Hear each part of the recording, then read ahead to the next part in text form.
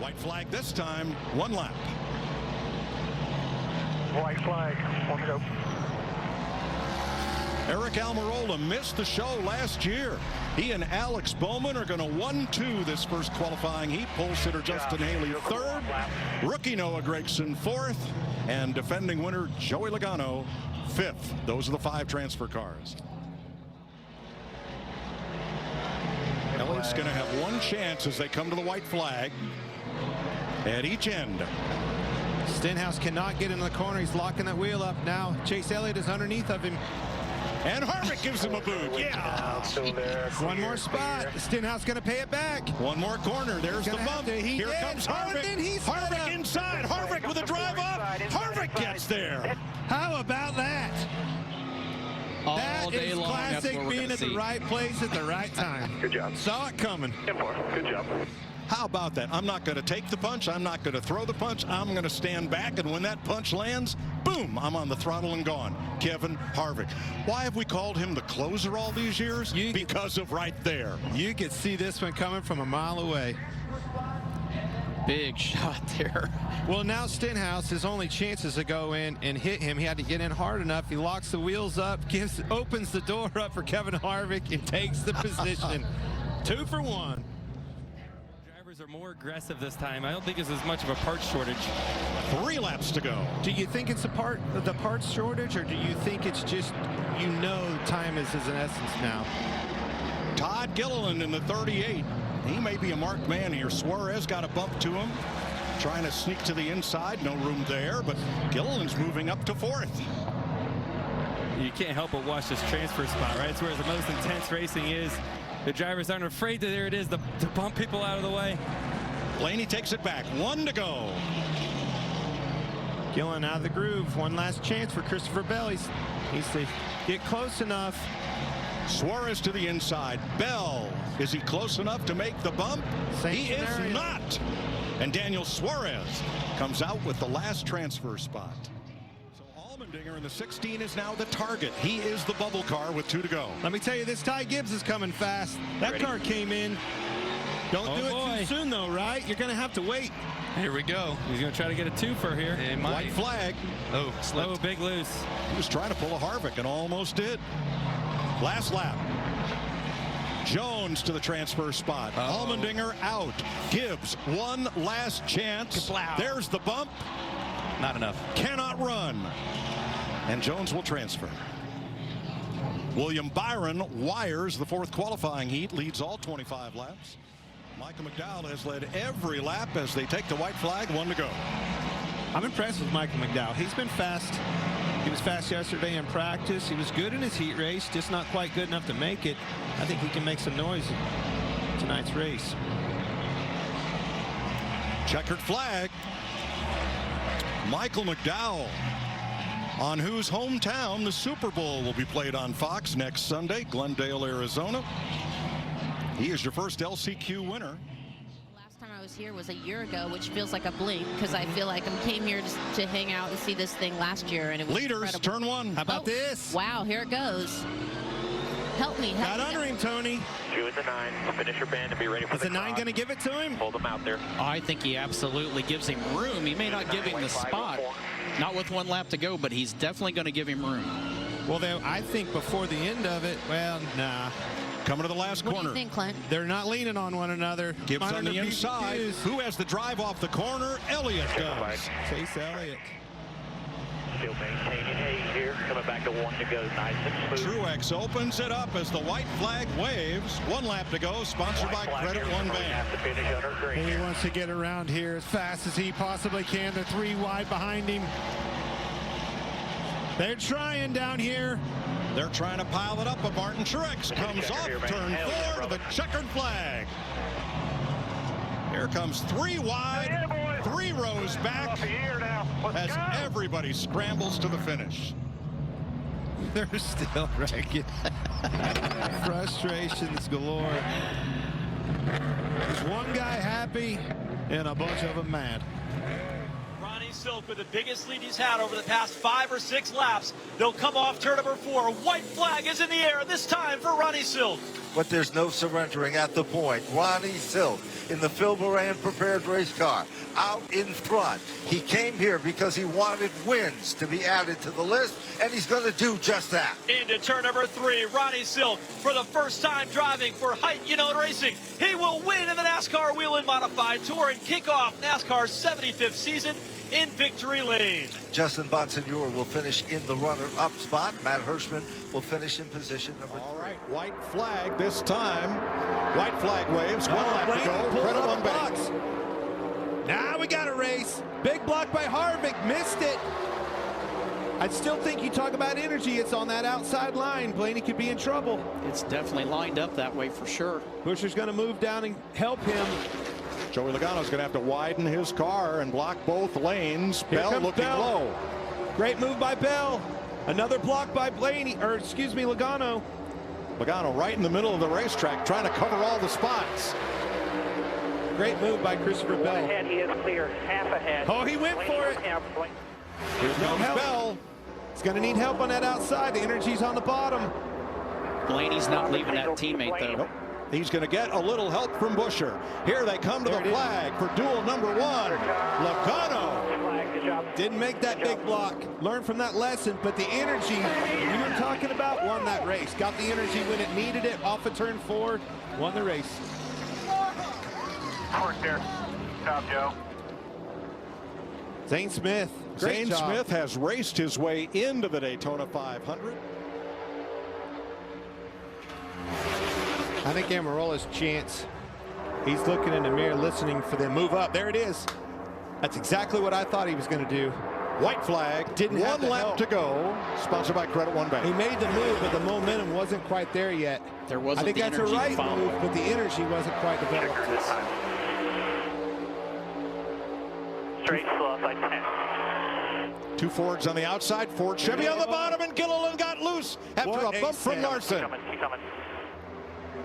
Your help's coming. Kyle Larson better go give him a hug and a kiss on the cheek after this. That saved his front row stop. Everybody awesome. gets squared away. This isn't over yet. No. Almirola way out in front of Cindric, who's going to have a chance here. Need his back up. Does he take it? Yes, I think he is right now. I think he just stays in the gas. You don't really have a choice. You can't take a chance on trying to back up to him at this point. Off turn 4 to the line. Almirola making bacon. How about that? Oh, man. How about that save from Todd Gilliland? That saved him and a whole lot of other cars.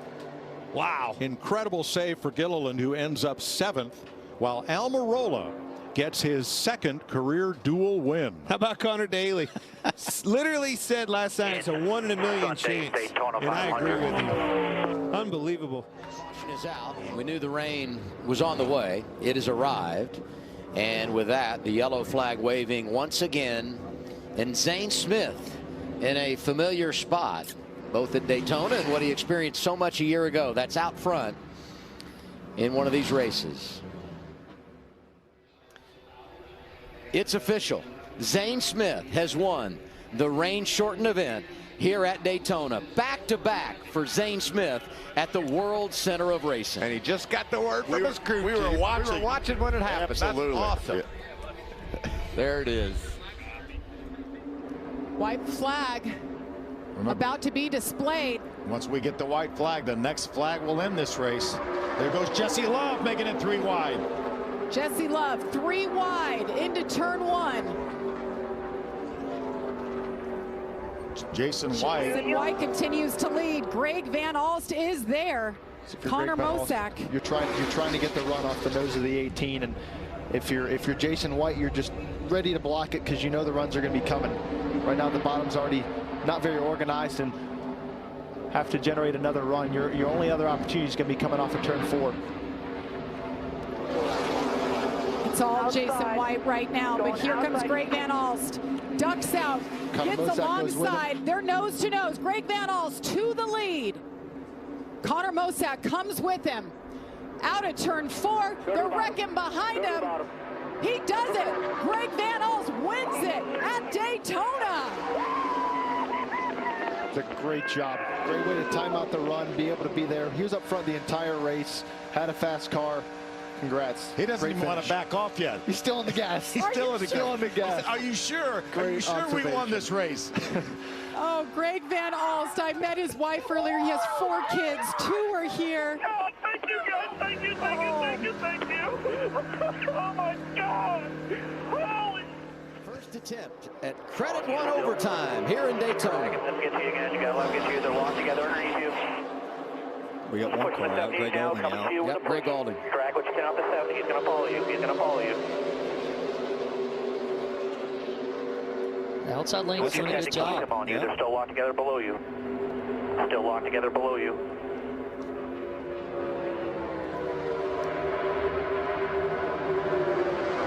Drag a little bit, separate by 1. You guys both have no help by 1. Still inside even. Your help's 2 off. His help's 1 off. Still inside bumper. That's 31 really to the bring the 70 bottom now. lane Run coming hard. back to you here, half. Oh, that's going to kill the top Alfredo lane. sliding up. It's going to cut off Parker Kligerman, who's coming in the 48. Allgaier in control. And now if I'm the 20, I'm going to go up to the middle here. I mean, you're going to... Or you have to go help Hill. White flag. 1 lap remaining. Next flag ends the race. Is Allgaier too far out there? He's Look at really this. far out there. It's a big gap. 21 has no help right now. Who's going to get that first run? Here comes the 1. Sam Mayer's never won in the Xfinity Series. There goes the 1 to the outside of his teammate. Through the middle of the 21. Oh, my goodness. Mayer is turned. He's upside down. The caution is out. And now the question becomes, who was leading at the time of caution? Oh, my goodness. Second straight year. Sam Mayer back on his wheels. That's good. We've had a spectacular crash on the back straightaway on the final lap. It's going to be interesting to see when that yellow flag flew. The one that had to take the run. I mean, I don't know what else you do. He could have got back down right here. Yeah. A little bit of a late block and just kind of got swiped. See, I haven't seen at this point. Oh, I didn't see the 20 down there, but he's below the yellow line. He's below the yellow line. So I didn't even see the 20. It looks like right here, the 7 is there. See, that's the 21. I was thinking, I wasn't even looking down here, though. But I can't see the lights. There, the light was on there, but that's it's the 21 if the yellow line rule is in effect. Yeah. You can't advance your position underneath the yellow line.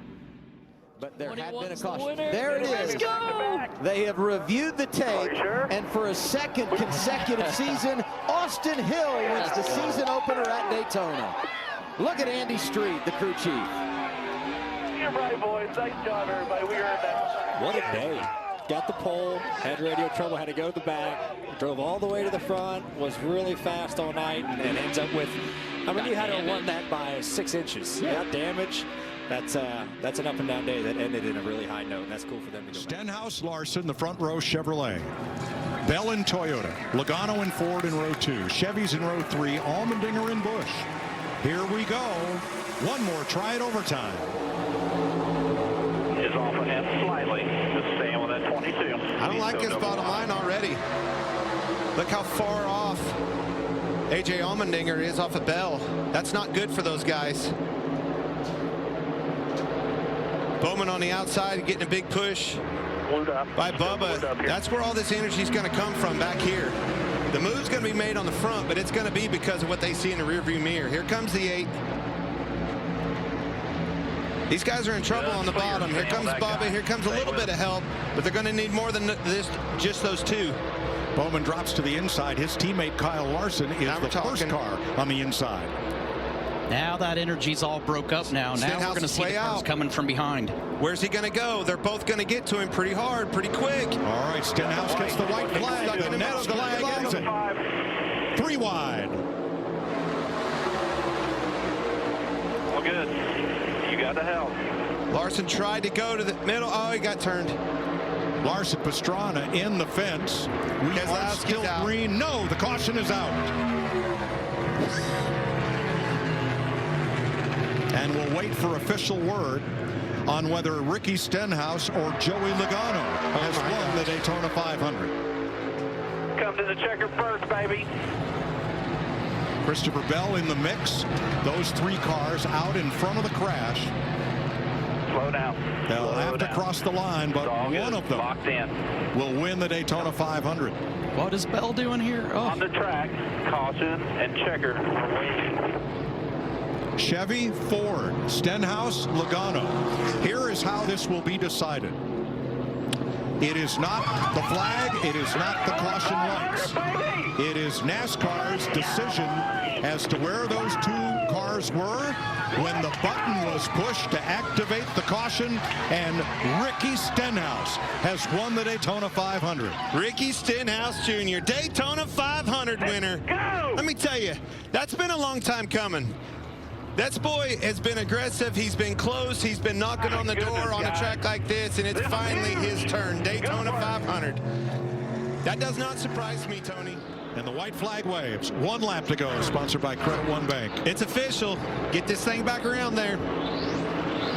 Credit One. Which one? Who did I pick? Tony, who did I? Well, who picked first? He is the chosen one that always gets picked first. That Richard, man, I'm telling you right now, he ain't taking his eyes off this thing. He don't count them chickens till they hatch. Chase Briscoe just ahead, 20 cars on the lead lap. And Kyle Busch could pretty much coast it home from here. What may be the final super speedway NASCAR race ever in Southern California. RCR, baby. Goes to Kyle Busch. That's right. How about you, RCR and everybody? Kyle Busch, unbelievable. Randall Burnett, them girls right there, everybody's on end. It's a big win, huge win. Richard Childress Racing and Chevrolet. 61st career win for Kyle Busch, 9th on the all-time win list, and he now by himself holds the record for consecutive Cup seasons with victory, 19. 1 lap to go from Fontana, sponsored by Credit One Bank. John Hunter Nemechek is the leader. His dad won the championship here in the Xfinity Series in the early 90s. Thought it was so cool. Joe's last win, his dad was at Kansas. First career win for John Hunter came at Kansas. He's pushing water. He is. He is, and not much of it. Overheating. Can he hang on? Good thing there's only... Lost it by inches last week at Daytona. John Hunter Nemechek going to finish the deal and win it in Fontana, California. Take care of it. No burnouts, nothing. Take care of your temps. Check a flag. Deborah. Good thing it wasn't the... Thank you, guys. Thank you, Ben. Thank you, Coach. Thank you, Coy. Thank you, everyone. It's awesome. Thank you. Thank you, thank you, thank you. And Jamie, so many questions in the offseason. He's going to switch to Chevrolet. KPM has had so much success with Toyota. They're going to switch to Chevrolet. Is it going to hurt him? I don't think so. No. It looks like it might have helped him. He is dominant right now. You know, and I think it's natural that Kyle was wondering too, you know, how will this affect us? Will we pick up right where we left off? White flag is in the air. Kyle Busch, dominated performance, led 82 laps tonight. Kyle Busch, the driver from Las Vegas, wins at Las Vegas for the 4th time in his career. Yeah, great work, guys. Really nice job. Appreciate that. Chandler missed the bottom. Missed the bottom. Yep. Here comes 21. Trying to run back to your bumper. 2 races here. Ended with the last lap pass. White flag in the air. 1 lap to go. Sponsored by Credit One Bank. New leader is Austin Hill. Wow. He took the top spot as he took the white flag and now trying to drive away to his 2nd win of the season. Allgaier gets by for 2nd. Can he run down the 21? Final time through turns 3 and 4. They're painting that white line. 2. Austin Hill leading. Allgaier's been 2nd here 3 times in his career. He'll be a runner-up again. Austin Hill wins it in Vegas. My goodness, what a finish. And what a charge by Austin Hill and Justin Allgaier. And you got to feel for Chandler Smith. I mean, just didn't have the pace at the end. And Austin Hill was there to pounce. Hang in there, man. Great car. Awesome job all day. Bowman lagging back just a little bit. He's on the button now, and here we go.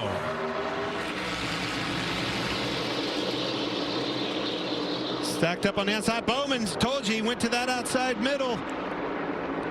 Still hanging quarter. Here comes William Byron. Still hanging quarter, now door, even, you into 24, 3 off the 2 wide here. 4 wide off the corner, behind the leaders. Truex side drafting back. He's going to have to get up. He's just had to lift too much. That tire deficit, William Byron to the lead. Look at this run. They're all going to get on Truex now. Lifting right in the middle of 3 and 4. Worst corner you could do it in. White flag gets official. I'm telling you, Bowman's in a really good situation here. 4 wide for 7th. Excuse me, Byron. And a big run for Bowman on the outside. They're going to split Truex, and it's 3 Hendrick Chevys to the front. Just like much of the day, around goes Allmendinger, back of the pack, 4 or 5 cars spinning. We stay green as everybody gets out of the throttle. Here they come to the flag. Ooh. William Byron will lead his 175th lap of the day and take the checkered flag in Las Vegas. Unbelievable. Everybody back at home, thank you. Hard break for the Kyle Larson gang. I'm telling you, that 24 won both stages, was a fast car early in the day, got an opportunity and made the most of it. Didn't see that coming, Danica.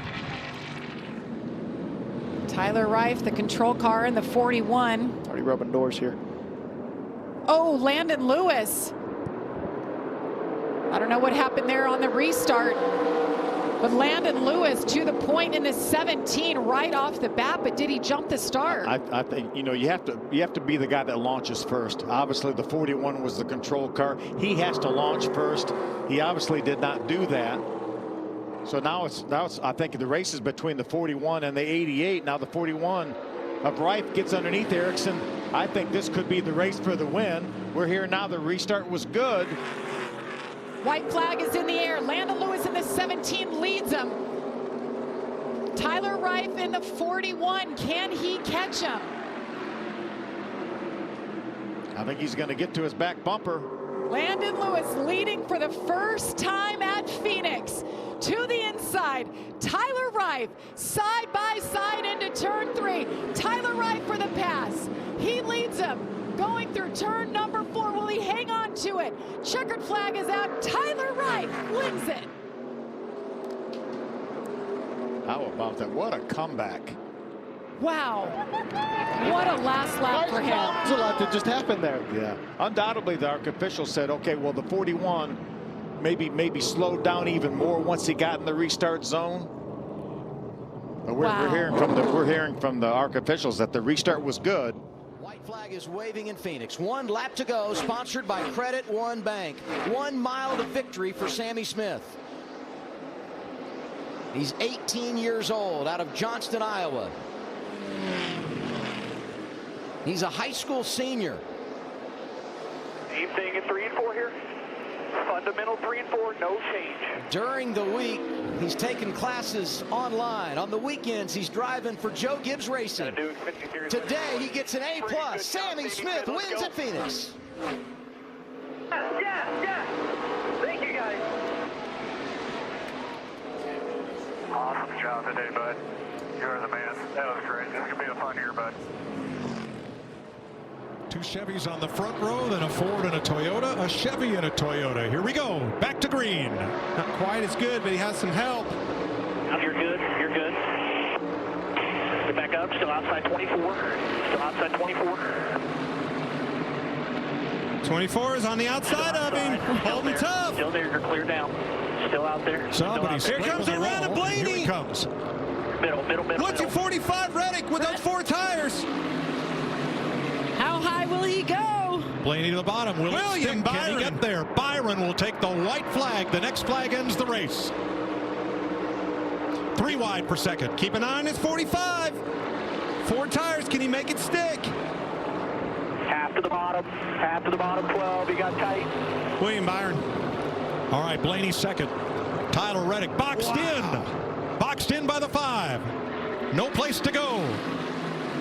And for the second week in a row, William Byron comes off turn 4. Checkered flag, Byron. I cannot believe he came back and and won that race. Led early. The 5-car showed dominance all day long. I see it, Cliff Daniels. The 4-car coming past that 5. Nobody thought that was going to happen. And after all of that, Willie B comes right back. He'll have that big fat hat on. Wow. In Victory Lane, he's going to have it on. He loves these late cautions. Wow, another Yes, win. he does. Blaney, great run. Reddick up there. Poor Kyle Larson, Kevin Harvick. They slipped back, but that was an exciting ending. Yes, it was.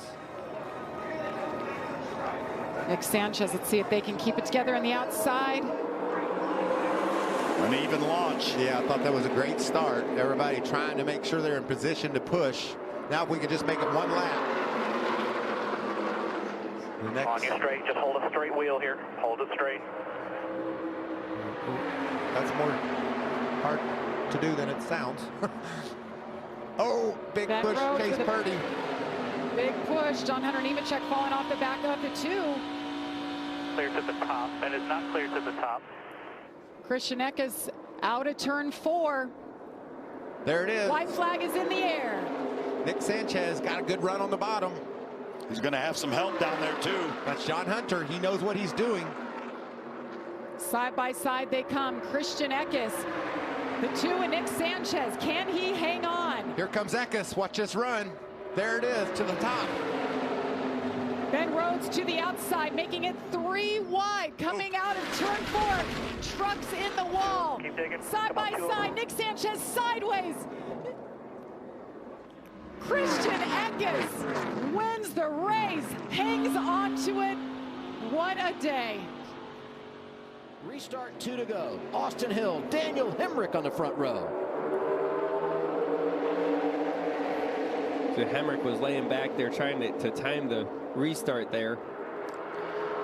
Yeah, that really put the 78 in a very, very tough situation. The top's hooked up here. They're going to roll down the back straightaway big time. They're going to clear the bottom lane. Now the move goes to Parker Kligerman. He don't have the run right now. No rule against locking bumpers for the Xfinity cars here at Atlanta. Something we have to watch at Daytona, Talladega, but it's not against the rules here tonight. We're going to see the white flag this time around. 1 lap to go, sponsored by Credit One Bank. Your leader is Austin Hill. But right now, Parker's got to be looking for the run. He's going to have to back up to the guys in front of him. He's got to figure out what car to back up to try to get the run on Austin Hill. Right now, Austin's got it blocked. There's no run from Parker. And remember, you can't go below the line on the inside. That is out of bounds. Here it comes on the top. He's going to get to his outside. Parker Kligerman going high. Help from Brett Moffitt. Daniel Hemrick shoving Austin Hill down low. They're sideways. Can they hang on? Austin Hill wins once again. He goes back to back here in Atlanta as they crash across the start-finish line. I feel like he was sideways for a mile. Oh, that was a crazy finish. Holy cow. Corey LaJoie right in the middle there of that number 7. Coming to white now flag. Behind Logano. White flag, 1 lap to go, sponsored by Credit One Bank. Pick your block here. It's going up. He blocked him, much like we saw. Outside. You got help coming. Outside, Joey. Put Logano right on the outside where he wanted to be. Bell with a big push. Big push coming bottom. Now LaJoie to help Keselowski on the bottom. And the car that has led 139 laps today is going to lead 140. Joey Logano dominates Atlanta for Team Penske and Ford. Wow. Takes me right back. Put him on that outside. Exactly where he wanted to be. Somehow, some way, he found a way to get there. Brad made a good block. There was just too many of them. No friends around him as the white flag comes out. Yeah, right now he's just thinking to himself, all right, I can see where Kyle is in my mirror. All I need to do is just keep this thing in between the lines, not make any big mistakes right here. When I come to the S's right here, make sure I have myself plenty of room to not be in position for a penalty.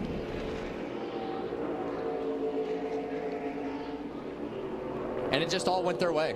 You know, they put themselves in position, like you said earlier, Jamie, to capitalize on that caution flag and be on pit road and still get the stage points. And you know, Kyle's team was on the other end of the spectrum. They didn't pit at the right time.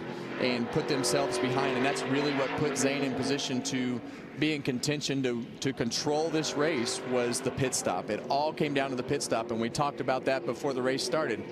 A lot of what's going to happen today is going to happen on top of that pit box. But some good news for Kyle Busch. He might have had he might have gotten beaten anyway, because the last time by about a half a second faster was Zane Smith, and he's got a 5-second lead. So that is a really fast 38 truck. Everything worked out, but Kyle might have come up short anyway. We heard from Zane Smith at the start of the show, and he said, you know, I feel like the truck was a little bit better in some areas last year. I don't know. He led 11 laps last year, and he's already led 15 laps today. So I'd say in race, it's been a little bit better. A lot of Zane Smith time here today. Chris Lawson on the pit box making perfect calls. And this kid has driven a perfect race. 23-year-old out of Huntington Beach, California. There's Chris. Won the last 2 straight races here in Austin. 2 different drivers looking to do it again. All good. That's what you want to hear on the last lap. Nice gap. He got a little roughed up. He's got some damage on that truck. He had to earn it. And here he comes, the last turn. The 38, Zane Smith. He'll win it at Circuit of the Americas. Back to back for Zane Smith. Kyle Busch brings it home second. Ben Rhodes on the front stretch. I believe he is out of fuel. Driveline just came out of Ben Rhodes' truck here on the front straightaway. They need to throw a caution flag. Everybody's having to avoid. He's dropped some debris on the racetrack as well. Ben Rhodes limping it up the hill as the 38 of Zane Smith burns it down. There's that debris right there before the start-finish line. He was able to coast across for a 10th place finish. White flag is out. 1 lap to go at COTA, sponsored by Credit One Bank. A.J. Allmendinger is leading William Byron the advantage under a second. Yeah, William's going to try to stay close here. Absolutely. If he can get through these S's and try to get him into turn 11, I think might be a good opportunity for him. If not, the stadium section is also fast for William.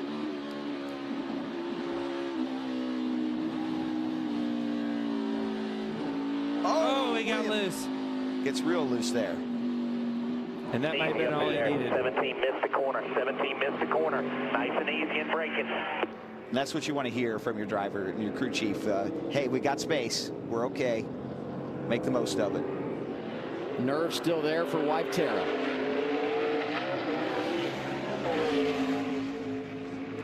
Yeah, that really gave AJ a big gap. The pressure was on there, and William made one mistake. Just pushing it, just like you said, Joe. He's pushing it really hard in an area where you knew he could. That's just there. Through turn 11 for the final time. Now they make that long run, high speed down to turn 12.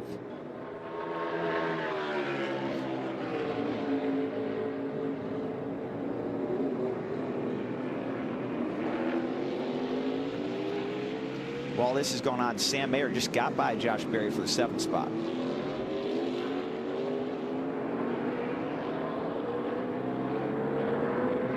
See William just getting everything he can right now, right? He's trying to get through the stadium section here. Maybe he can force him into one more mistake. I don't think it's going to happen at this point. It's looking really good for AJ. AJ Allmendinger started on pole, led a ton of laps, got involved in an incident on a restart and had to come from behind. He's managed it quite nicely. And these two have been the show of the day. 3rd place is so far back, over 12 seconds back. That just goes to show you how these two are the dominant cars of the day. Turn 19 up to turn 20. Here comes A.J. Allmendinger. The dinger is a ringer on the road. A.J. gonna go back-to-back and win again at Circuit of the Americas. Let's go! Job, man. Hell of a job. Nice work all day.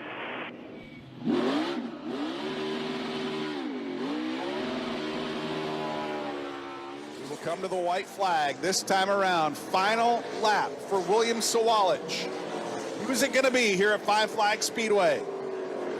Sawallich with the advantage down into turns 1 and 2. Fenhouse up the racetrack. Sawallich lead in green into turns 3 and 4. He'll be looking at the checkered flag this time around. William Sawallich in his ARCA Menards Series East debut. Gonna go to victory lane. Sawallich wins it here at 5 Flags. Here we go.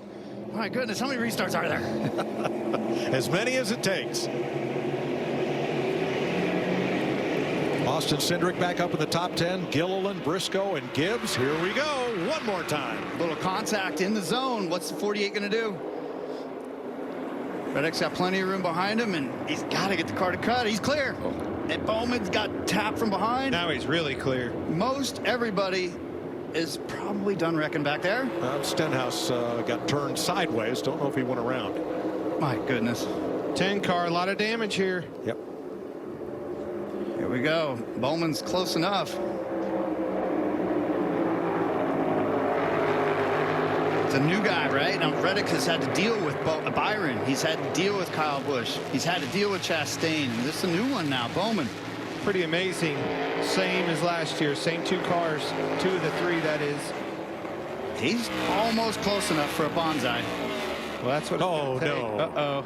That car's tore up bad. A lot of front end damage. Oh, my gosh. We'll see if they get going. I don't know. They will. 45 is clear. I mean, that's wow, what a launch. Oh, Christopher Bell all torn up. Trying to make it back around. Yeah, we're just trying to get it to the outskirts of the track. They're racing still back here. Stenhouse into the top 10. Kyle Busch having a look on Bowman. He's got the inside. How about that? Chastain trying. And now those guys are going to be side by side all through this next section. It's going to slow them up big time. That'll allow Reddick to get away. Boink, boink. There it is. Now it's bumper tag. Ding, ding, ding, ding. I think he's going to get around this time, Kurt. It's not up to Reddick. It's the other guys not spinning around and throwing trash on the track, but maybe we'll run out of cars eventually. I think you're through the tough parts of the racetrack, those straightaways and stuff like that. I think he makes it around. He's got the lead he needs. This is the final corner to come back around and take the white.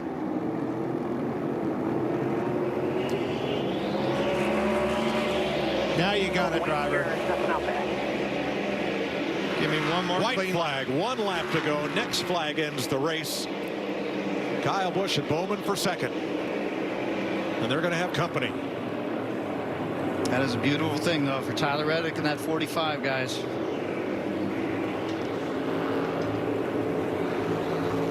It's amazing, 23-11, and how fast we're growing and how much we're doing together. It's forward together on this program, and it brings me a little bit to be choked up. I was hoping to be back in that car, but it's in good hands. And it's a great team, and I love racing with those guys.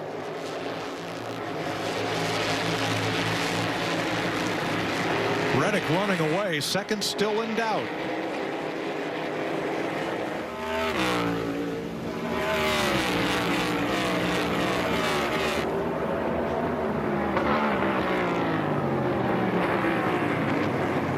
Bowman looking outside for second. And Byron trying to mount a run on Chastain. What a job Reddick has done today, right, Mike? I mean, have you seen that on a road course in a while? He's led 40 of the 74 laps. He and William Byron put on quite a show and dominated. But Reddick in the braking zones had the measure of Byron and everybody else today. He was so fast, he pitted an extra time and still won this race. Still put himself in position. The speed in this car, the job they did, Billy Scott and company, and that kid behind the wheel, pretty impressive. That is a big nugget to remember, is that they were off sequence, and Billy Scott's like, we have speed, I'm putting you back in with the group, let's take our lumps now.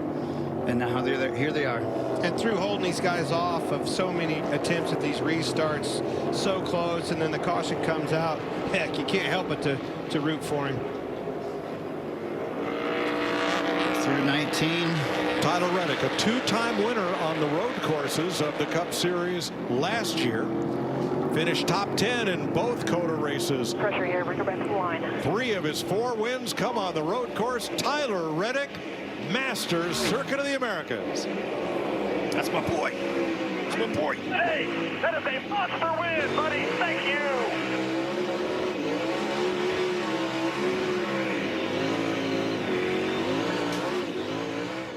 Off of turn 4, coming back to the white flag. 1 lap remaining at Richmond, sponsored by Credit One Bank.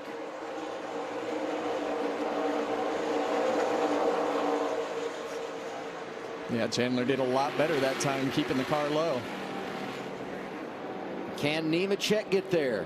One final time through turns 3 and 4. Nemechek in hard on the outside, slides it sideways to the start-finish line. It's Chandler Smith, first career victory at Richmond.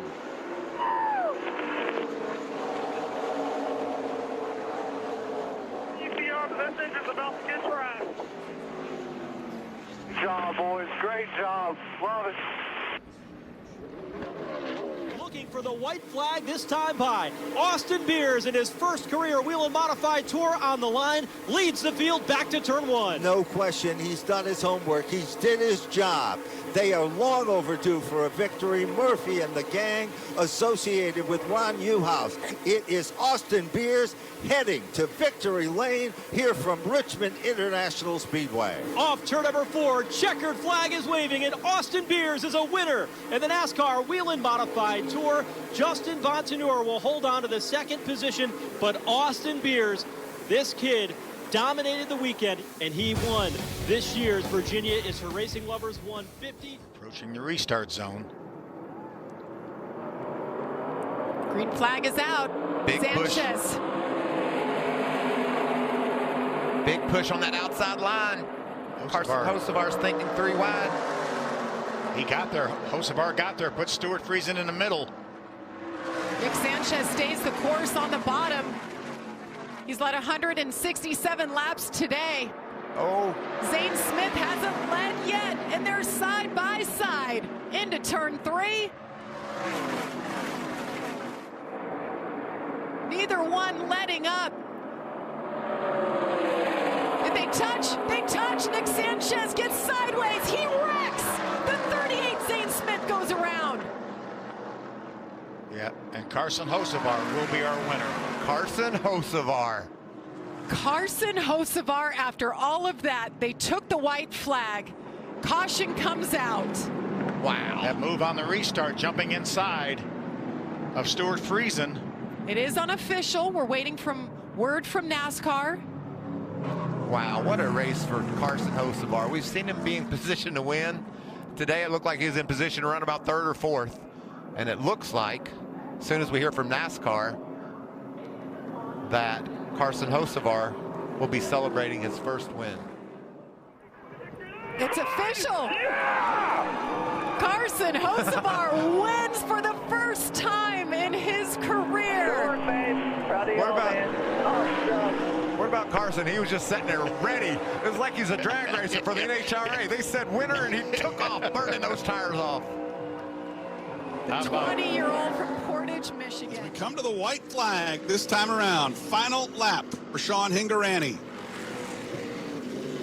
Makes his way cleanly through turns 1 and 2 and down the backstretch.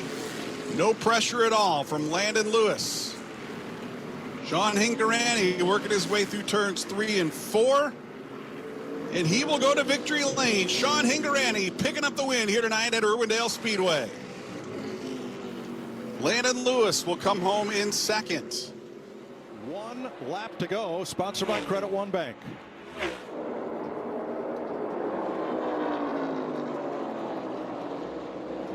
Just in the pre-race, we were talking about Kyle, man, being a little bit underrated this year, whatever, maybe overrated. And I'm telling you, this win puts him right back to where he wants to be. Had some tough finishes, back on top. First win of the season for Kyle Larson. 1.5 seconds ahead of teammate Josh Berry. Ross Chastain 3rd. Job today. Great recovery. Sorry I got pissed off for a little while. We're good. We made it. Saw it just completely clogged up with mud earlier. There's the white flag, 1 to go. Nice slide job there into the turn one area. Rhodes with that back end hung out is handling just like he wants it. 2 years ago, Rhodes was second. Last year, he was able to get the victory, and he's going to pick up where he left off. Ben Rhodes wins heat number 1 for the Craftsman Truck Series at Bristol. Great effort for Deegan, who was second. Purdy was third. Stephen Parsons, who's brand new to racing on the dirt, brings it home fourth. To apply what he has learned here. And in talking about the fun in Bristol, the 23-year-old used the words to me and called Bristol so sick. I'll say this, he's +8 right now. I mean, he's working on the pole, is Zane Smith. And working on a win in heat number 2, Stuart Friesen. Here comes the 52. Back to the line, he wins the second heat. Second place goes to Zane Smith. Briscoe, Kligerman, Eckes, your top 5. Logano leading Majeski as Byron and Matty D go at it for 5th. Will it be Willie B or Matty D? We'll have to see. White flag has gone in the air. Adam, for you listening at home, just shook his head at that. There was a bit of an eye roll. Teammates for the win in our third heat. Majeski to the outside of Logano. It's going to be Joey in the 66. Majeski is second. Sanchez is third. Heim and Byron complete the top 5. White flag this time around. 1 to go at Bristol. This is our final heat race. ThorSport has won a couple of times. Matt Crafton trying to get him their 3rd victory in heat competition. Oh, Roger's going to get there, Phil. He is going to get there. See if Matt's going to have the momentum. To the checkered steel up there. Oh, what a finish. Just by a nose, it's Matt Crafton who wins our final heat, but message delivered by Raja Karuth, who by a bumper finished second, but got some really good experience there. Great move by Austin Dillon, holding strong. Got past, learned from it, crossing back over. Bell is closing, but he may run out of time here. Final lap.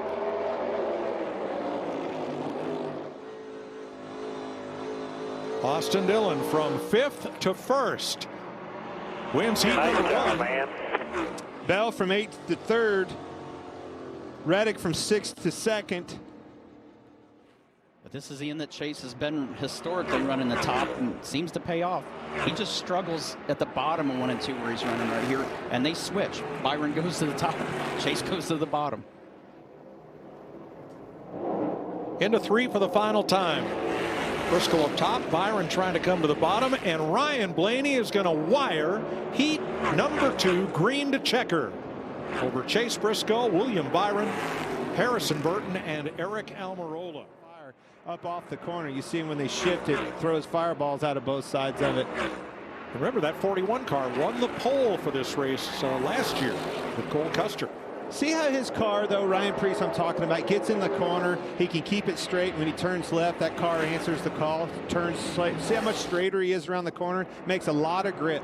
Can't get much closer as the checkered flag falls over Kyle Larson, who took the lead on lap 1 and holds off Ryan Preece by barely a car length. Great run for J.J. Yaley. Started dead last, came to 3rd. Joey Logano. And almost got a twofer because he was into Ty Gibbs in front of him. Ty Gibbs got into the 13 there.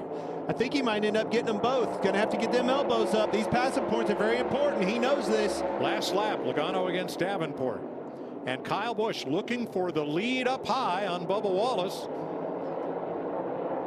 Got a good drive on turn 2. Slide in there.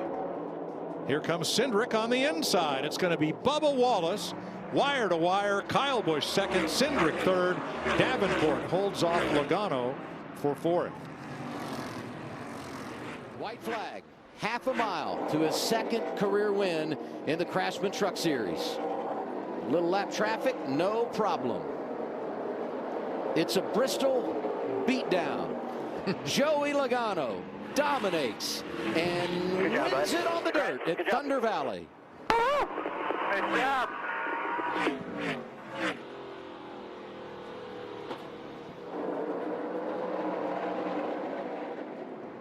Listen, Christopher's not leaving that top right now.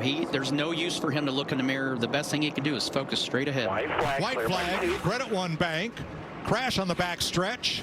One car stopped against the inside wall. We're still going, still green. And he's rolling. We're still green. Oh, he's in the fence. Try to stay on the outside. Caution's out. Caution's out, caution's out. Stay low, stay low. Christopher Bell. Race is over. Comes to the flag. And checkers wave over the Joe Gibbs number 20. You won. Hell Bell, yeah, buddy. Good DeWalt, job. and Joe Gibbs Racing and Toyota are going to victory lane. Finally, a dirt track driver wins the dirt race at Bristol. A little bit of sprinkle's not going to stop us. 86 laps to go. Green flag is out once again. Corey Hyman's gone once again. We had a truck linked on Kyle Busch just about at the start-finish line. They were trying to be three wide. They are 3 wide. 3 wide on the exit of turn 2. Hocevar wrecked himself. Hocevar with contact. The caution is out once again. It looked like he was trying to wreck. I think it was Taylor Gray. Either that or his left rear was down. Maybe so. Just couldn't hold on to it. But they were ping-ponging off each other all the way from the time the green flag fell. They will be bringing the trucks down single file. Maybe we'll see that little umbrella. Maybe Corey Heim has a lucky umbrella. See what NASCAR wants to do here, but it's certainly raining harder than the last cell. It's official. Corey Heim is the winner at Martinsville. He did everything right tonight. The 20-year-old wins for the 3rd time in his career. First time this year. Just want to see that white flag. And Nemechek going to get it this time by. 1 lap to go. Sponsored by Credit One Bank. How dominant has John Hunter Nemechek been? Qualified 2nd. Wins stage 1, wins stage 2, leads nearly 200 laps. John Hunter Nemechek going to get his 2nd win of the year. He does it in his first start at Martinsville. Contact for 2nd place. Sammy Smith's going to get by Cole Custer and a wreck down the backstretch. Looks like Sheldon Creed. Guys, I appreciate everything that you guys do. Appreciate it. Thank you, thank you, thank you. All right, Larson rounds off turn number 4. White flag, 1 lap to go. Sponsored by Credit One Bank. Wow. Wow, wow, wow. Bobby. Truex is all over Logano for 2nd. One last ditch effort here in 3 and 4. What a comeback. Kyle Larson continues the Hendrick dominance at Martinsville. I don't even know what to say. I never thought I would here. Thank you guys so much. Great pit stop, great execution, great strategy. Great job all around, guys. Here we go. This is it. White flag is in the air for Jesse Love, Gus Dean, Andres Perez, Brett Holmes, and Jack Wood. Where's the move going to come from? You see a little bit of a gap. Brett Holmes is backing up to Jack Wood. I wonder if they backed up too far. They don't have enough cars behind him to generate a run, but obviously Jesse Love has quite a few cars in between him to be able to make the right move, the right block. Here comes Brett Holmes. He does have a little bit of momentum. He does pull out. Oh, Perez looked like he faded to the outside as well. Gus Dean's going to jump out of line for a moment. Now pulls back in line. Here comes Brett Holmes. Got Jack Wood with him on the outside. Jack Wood thinks more of it. He goes back in line. It's just going to be blocks all the way to the start-finish line. Jesse's looking good here. Jesse Love in the 20. The 18-year-old from Redwood City, California, comes across the line and he wins at Talladega. One happy crew chief and Shannon Rush right there. Burton and Creed on the front row. In the 2nd lane, Parker Kligerman, who was a great pusher for the bottom lane to restart before, is now with Jeff Burton on the outside. And last time, he was working with Creed and helped get him out front, right? That's right. We'll see if he can do it from the outside lane. It looks like he may be able to do it, although the bottom looks stacked really nice. Don't write off Cole Custer. Right now, you can't write off anybody here in the top 10. The way this race has been going, this is still anyone's race, and they're way out again, Joey. Aggressive side draft for Sheldon Creed, racing up the to that top lane. Jeb Burton is clear. Push from Parker Kligerman. This is where he's got to be so careful to not get so far out again. He's out there again, but they're pretty loose behind him.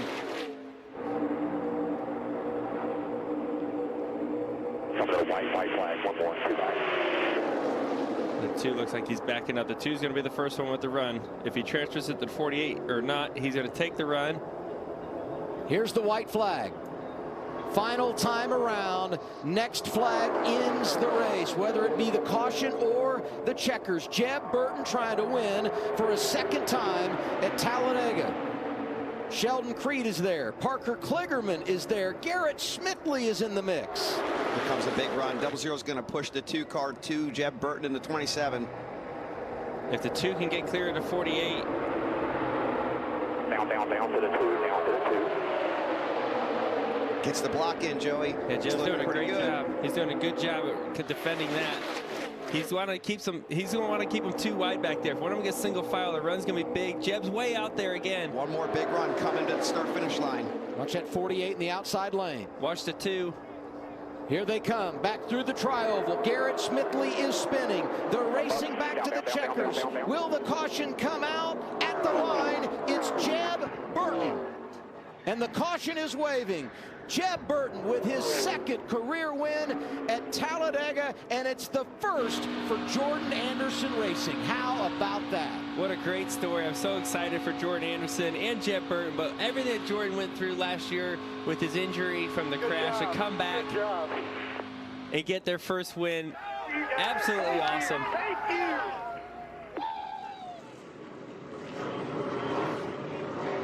Coming to green with 3 laps to go. And there's the green flag, 3 to go. Let's see what happens down in turn 1. Hingorani to the lead. Here comes Trevor Huddleston in the 50. He's going to give Hingorani a shove. Landon Lewis is there as well. Huddleston tried to make the move. Hingorani's up the racetrack, coming to 2 to go this time around. Can they get to him? Down into 1. Hingorani with the 3-car length advantage. Huddleston still trying to work his way underneath Lewis. They make some contact off of turn 2. Huddleston now going to face some heat from Tanner Reif. Reif to the inside. He's going to come up the track. White flag out one final time around Kern County Raceway Park. Hingorani not feeling any pressure down the backstretch. Battle on for 3rd into turn 3. And here we come off of turn 4. Sean Hingorani going to go back-to-back. He's going to win here at Kern County. Landon Lewis coming home in 2nd. Trevor Huddleston coming home in 3rd. All right, let's try this again. Blaney and Almirola on the inside. Kyle Busch, Bubba Wallace up top. Green, white checker. Here we go. Gibbs out of gas. As soon as he got to the fuel, she let go on him. Who else is going to run out? Look what it did to that bottom line. Look at Keselowski right behind Bubba. Keep an eye on that. Will Bubba try to make a move here? Pushing here. 5. Kyle Busch moved up to the outside for the restart, and now he's in position to steal one here. First time he has led today. Eric Almirola moves up. Almirola may be low on gas. He could be. I think so. Sparks flying from underneath Almirola's car, though, as he drifts back. I think that's damage from Chastain. Moved to the middle, got into the side of him a little bit. Keselowski gave Bubba a bump to the lead. White flag. Next flag ends the race. Down, big push. Blaney turns Bubba, him. Around goes Bubba. Into Keselowski. Around. Another hard shot. Allmendinger. Caution waves with Kyle Busch in front.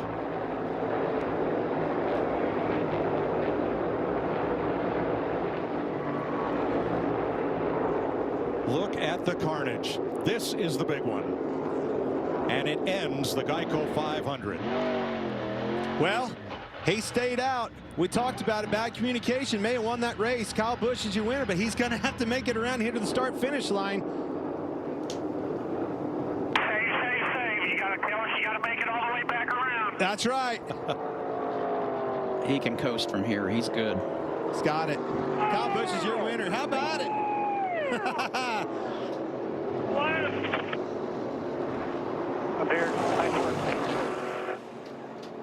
White flag is out at Dover. 1 lap to go, sponsored by Credit One Bank. We're 129 miles from Marietta, New Jersey. Hometown for Ryan Truex. Dominating performance at Dover, leading 120-plus laps. Won both stages, and he's going to finish the deal. First career victory for Ryan Truex. It comes at Dover.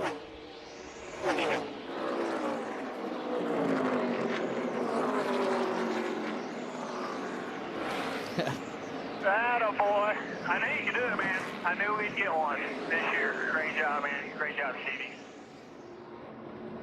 Jake Finch and Landon Lewis on the front row.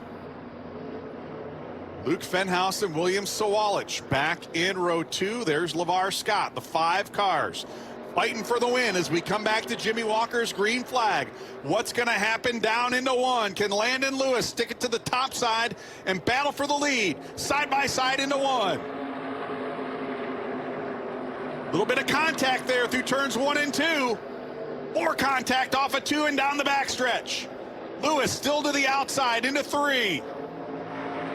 Fenhaus in 3rd, looking for some racing room as we come back to the white flag. More contact off of turn 4. Lewis going to stick the nose of that 17 car out front. Down into turns 1 and 2. Who's it going to beat off down the backstretch?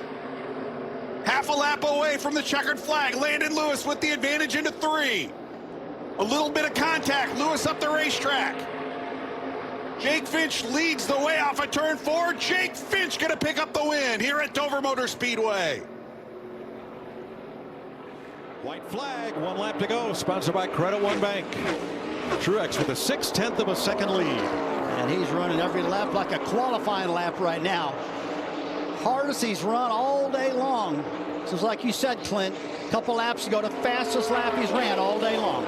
Younger brother Ryan gets his first Xfinity victory on Saturday, and Monday is for Martin in Dover. Martin Truex wins the Worth 400. Old Truex sweep. 2-tire call. Awesome job, guys. Thank you, man. Happy for that family. 32nd career victory for Truex. First one came here. And that's what Dean's doing to run down, but we got the final lap coming up. White flag is out. 1 lap to go. There's lap traffic ahead of the leaders. How will they work their way through? The lap car's doing a really good job of staying out of the way right here. Jesse Love's getting that pressure. Dean Thompson trying to close that gap even more. Can he get there?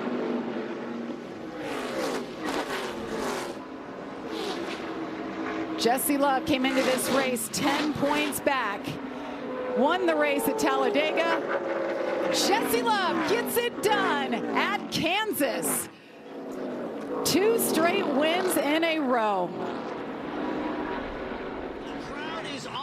Their feet. What a Saturday afternoon battle that they are watching. Off of turn number 4, Ronnie Silk has the spot. Justin Bonsignor makes some contact. One time around, white flag is out, and Doug Coby works his way up turn number 4. He will take the checkered flag in the duel at the Dog 200 at Monadnock Speedway, capturing his first win of the season. Ronnie Silk will come across and win that battle for 3rd, right behind the 79 of John McKennedy. And Bonsignor, he's just going to head right to the pit area at the end of this one. What a battle as they ended this one here at Monadnock in a fantastic 200 laps. Back to the white flag. 1 lap to go for Grant Enfinger at Kansas. How good has he been? Going to be 65 laps led. I got to give it up for analyst Kevin Harvick. About 20 laps into this race, he said they're going to have trouble dealing with that 23 truck, and he was exactly right. See, all clear right there. All clear. I'll get you a checker flag here, man. Great Good night work, dude. for Grant Enfinger. 8th career victory comes at Kansas. Now y'all can clap, says Jeff Hensley. Love that smile. All right, off turn 4, white flag in the air. 1 lap to go, sponsored by Credit One Bank. He's going to have one more chance getting into 3. That's where it's going to come. He's right to the bumper of him. Take him now. Take him now. He's going to get to him, get him loose. He is loose. Got him loose. He got to wiggling. They're going to be side by side. But then he had to lift. He did. Oh, he turned him. And Larson's in the wall. Oh, my gosh. Barely tapped him. Run, Denny. Oh, goodness gracious. Denny Hamlin comes sailing off turn number 4. Sure did. To the checkered flag. Hamlin wins Kansas after a fierce battle with Kyle Larson, who finishes 2nd. Took it from him. Literally took it from him. That's pretty uncharacteristic for Denny. You usually don't see anybody Denny getting into anybody. Nah, he played it like a chess game. He played it like a chess game. There's times when you make those moves and you have to lean on it just that little bit, but he waited, and it happened. Well, he made it happen. He drove up and put the pressure on him, got him loose. Took advantage of Larson getting loose in the middle of that corner. I don't think he laid the bumper to him, but he was close enough that he forced him loose. Tires are so old. That was a masterful job by both drivers. One of the greatest finishes here at Kansas. See, he never touched him there, but he did here. There, but Kyle was into the wall too. That's just 2 guys going for it. Yep. That's a hell of a race. That's what that is. First ever last lap pass for the win at Kansas Speedway. Stuart Friesen starting to the outside. Side by side they go. NASCAR overtime for the 2nd time. Green flag in the air. Stewart did not get the start he needed. Look at Corey Heim now on the inside again. He's in that red truck off the racetrack. He just passed 5 trucks at one time. Corey Heim in the 11 is on the move. How about Nick Sanchez right now, back up in the top 5, right behind William Byron. Can they make it back? That's the question. They are stacked up. Christian Eckes, though, checking out. Stuart Friesen riding the high side, trying to make it stick as they come down the front stretch. They make it to the white flag. Grant Enfinger's into the wall, but the caution is out. I'm not sure when the caution came out. We had a truck rub the wall and slow up coming out of turn 4. They did not take the white. So that means we're going for, I see the fans waving and saying 3 in the air. We're going for NASCAR overtime for the 3rd time. Darn for Grant Enfinger.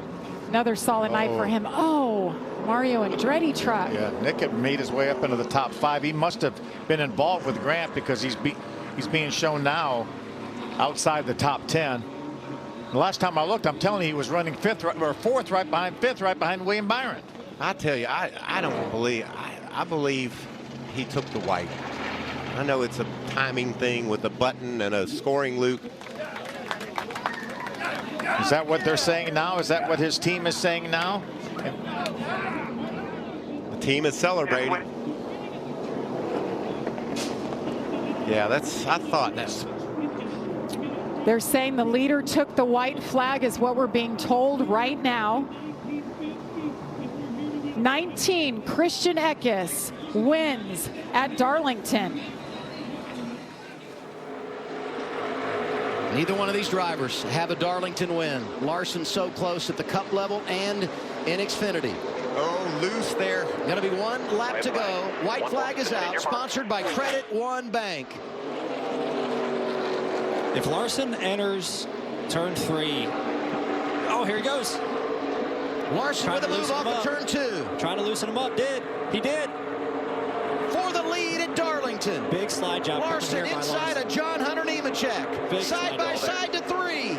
Larson slides up into the wall. Off of turn 4. Here they come back to the checkered flag. 20's back inside of him. Nemechek there. Contact. Larson going to be the man that wins it at Darlington. What a finish.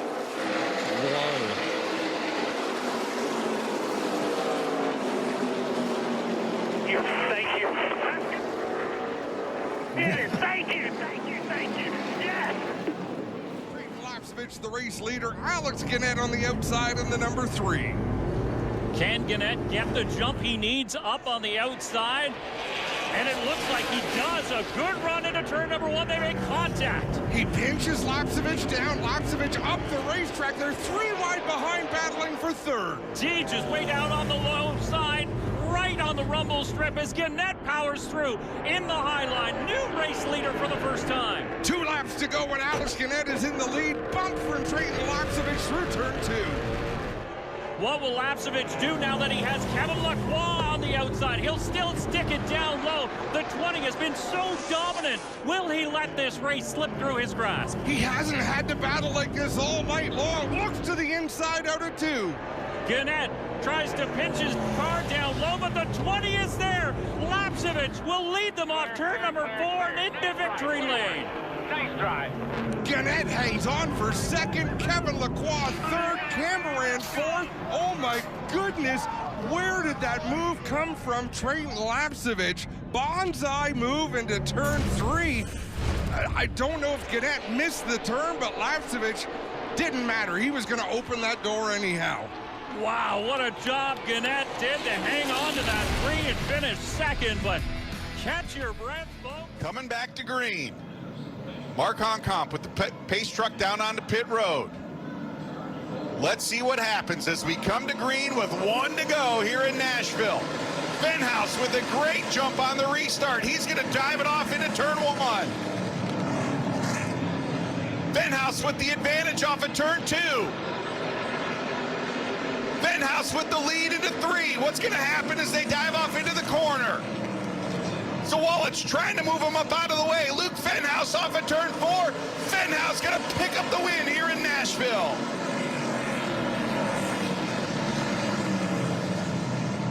Luke Fenhouse with an improbable overtime victory, stealing the win from William Sawalich on the final lap of the Music City 200.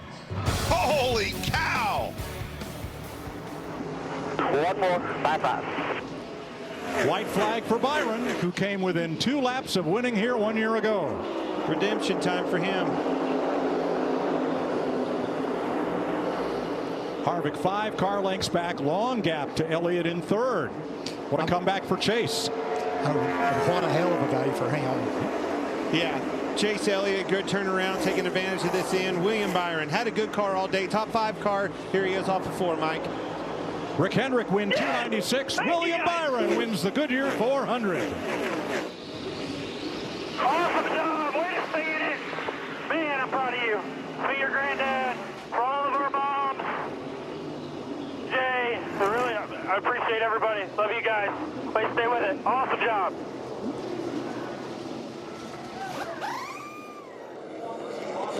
Larson's led 135 laps today, trying to finish him off in overtime. Shot out of a cannon as the green flag goes back in the air. Oh, and they're tight back there. Needs to get a little bit of gap so that rear bumper doesn't get worked on. Matt Craftsman down low again, trying to gain some ground doing so. Bubba's hung on the outside.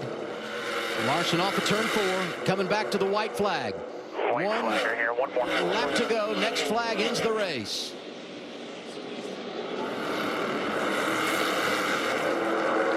Been 27 years since NASCAR came to North Wilkesboro, and this return belongs to Kyle Larson. A dominating performance, 3rd career victory for Larson comes at North Wilkesboro. Good job today. Great truck. Great truck, guys. Good job.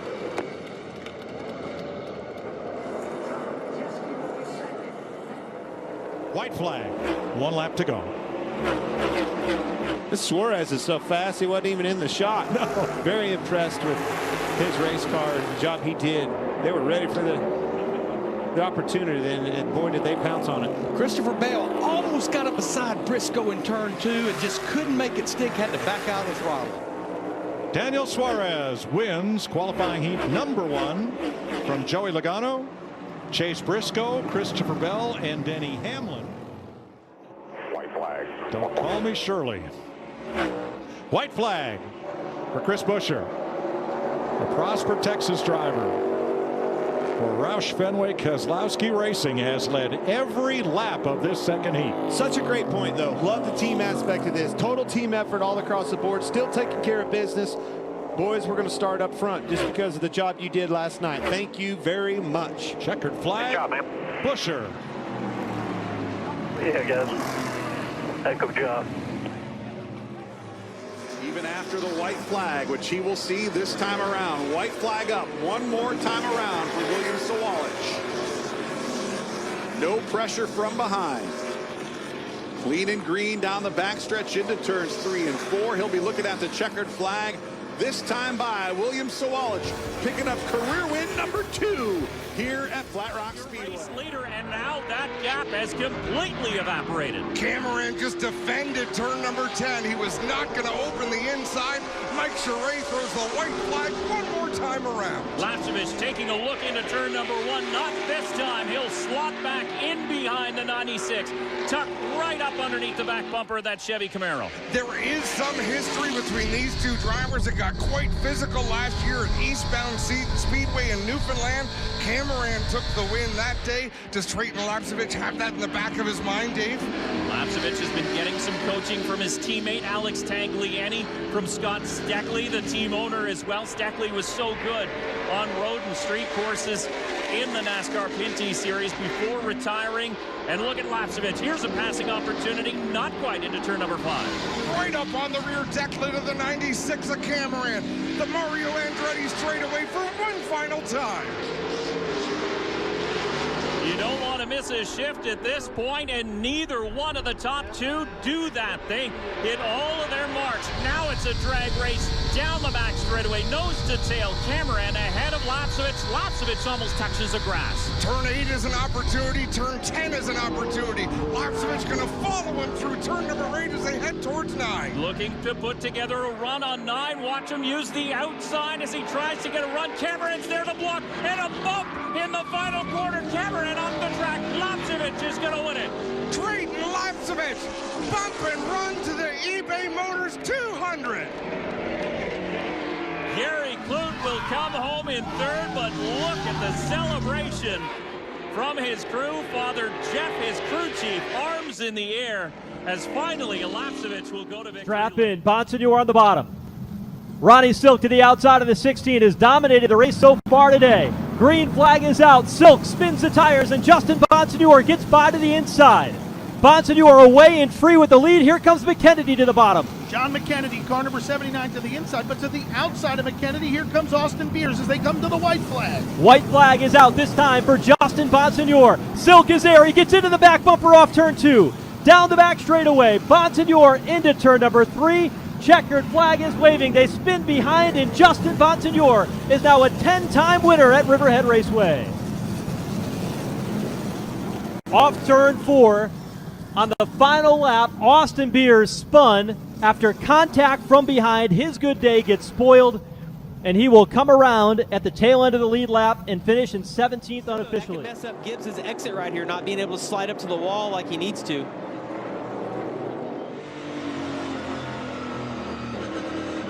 Man, did you see how close Eric was to that wall? White flag. Yeah, I don't think we've seen the last guy hit the inside wall. So Harrison close. Burton just ahead, and Ty Gibbs is going to hang on for 2nd. Josh Berry is in the NASCAR All-Star race along with Ty Gibbs. There's only one left. Now we get to see who that is.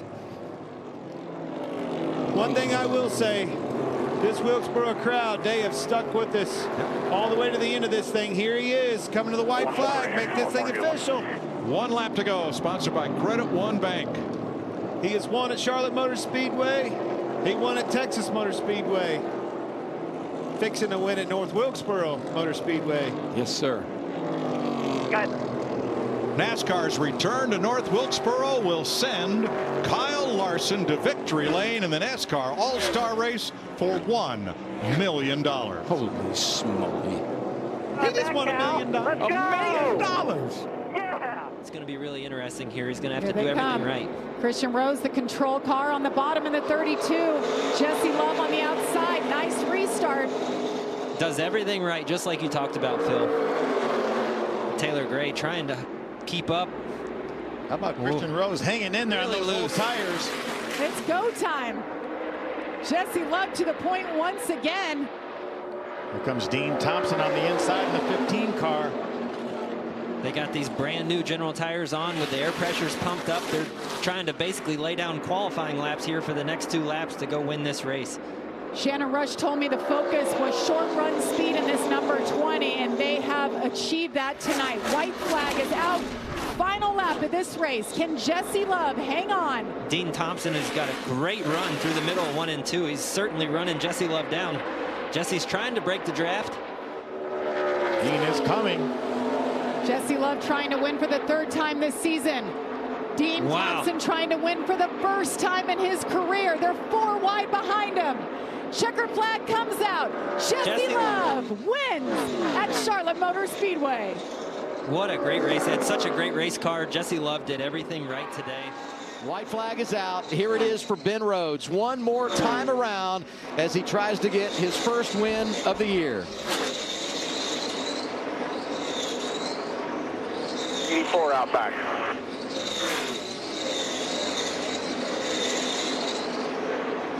That's a great feeling. You see the white flag, you got that kind of advantage. The caution comes out now, it doesn't matter. Struggles lately, but he can forget about it. The man that won the title 2 years ago, championship eligible again. Here he comes. Ben Rhodes, 1st win of the year, comes in Charlotte. Good flag. Good work right there, buddy. Hey, J-Rod. Good work there, bud. We have talked about excellence in the moment. We rattled off Matt Hirschman's great list of accomplishments in a very recent stretch of time, and he's going to add a champion to his list if he can hold on here for the final lap. On the back straightaway, Matt Hirschman guides the 60 car into turns 3 and 4. Checkered flag will be waving, and the Granite State Derby goes to Matt Hirschman tonight. Hirschman is your winner. Excellent run for John McKennedy for the 2nd year in a row. Comes up with spot number 2. White flag in the air. 1 lap to go. Sponsored by Credit One Bank. You're so right, Mike. Good kid, good family. Hasn't been able to close the deal. Been 59 races since he's last visited Victory Lane. Such a fast race car driver. So capable, and finally getting it done right here. Bring it around here, boy. And Byron closing on this final lap to within 0.8 of a second. But off turn number 4, the Coca-Cola 600 belongs to Ryan Blaney. That's a big one, Tony. And a big congratulations to Roger Penske winning Indy 500 and the Coke 600 in the same year. Amazing feat. White flag is out this time. White flag right here. Coast. 1 lap to go. Sponsored by Credit One Bank. Can Justin Allgaier get there?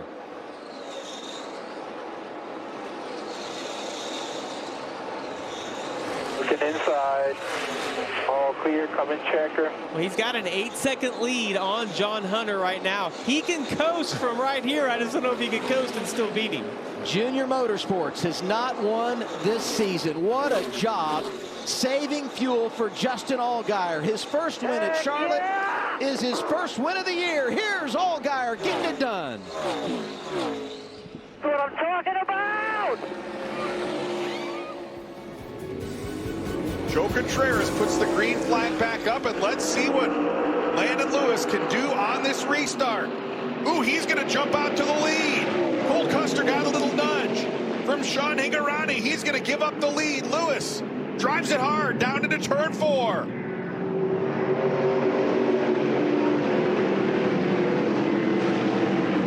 Landon Lewis steals the lead on this restart. Let's see if Cole Custer can work his way back around. Through turns 5 and 6, now into turn 7. Custer all over the back bumper of the 17 car through turn 8 and now into turn 9. Eric Johnson Jr. off the racetrack back there in turn 6. He's going to get pointed in the right direction. We're going to jump back up to the front of the field. Here comes Landon Lewis into turn 10. Now 11. Here comes Cole Custer trying to track him down. We'll be looking at the white flag. This time around, looks like Lewis got a little loose through turn 12 there. Can Cole Custer capitalize down into turn 1? Joe Contreras with the white flag. Here comes Cole Custer down into the Festival chicane. Custer to the inside. He's going to take the top spot. Here comes Lewis back to the inside. Lewis with the run through turn 3. They're door to door down into turn 4. Lewis to the inside. They make a little contact through turns 4A and turn 5. Lewis back to the front. Through turn 6. Now let's see what happens down into turn 7. Custer to the outside. He's going to go way wide and try to get a run through turn 8. Custer with a lot of momentum through turn 8. Can Lewis slam the door shut? Lewis with the advantage down the backstretch. Custer way up the racetrack. Trevor Huddleston comes through. Sean Higurani comes through. Lewis cleanly into turn 10. Here's the battle for second. Sean Higurani's going to move Huddleston out of the way. Oh, they're going to go around. Here comes Landon Lewis off of turn 12. Looking at the checkered flag. Landon Lewis picks up the win here at Portland.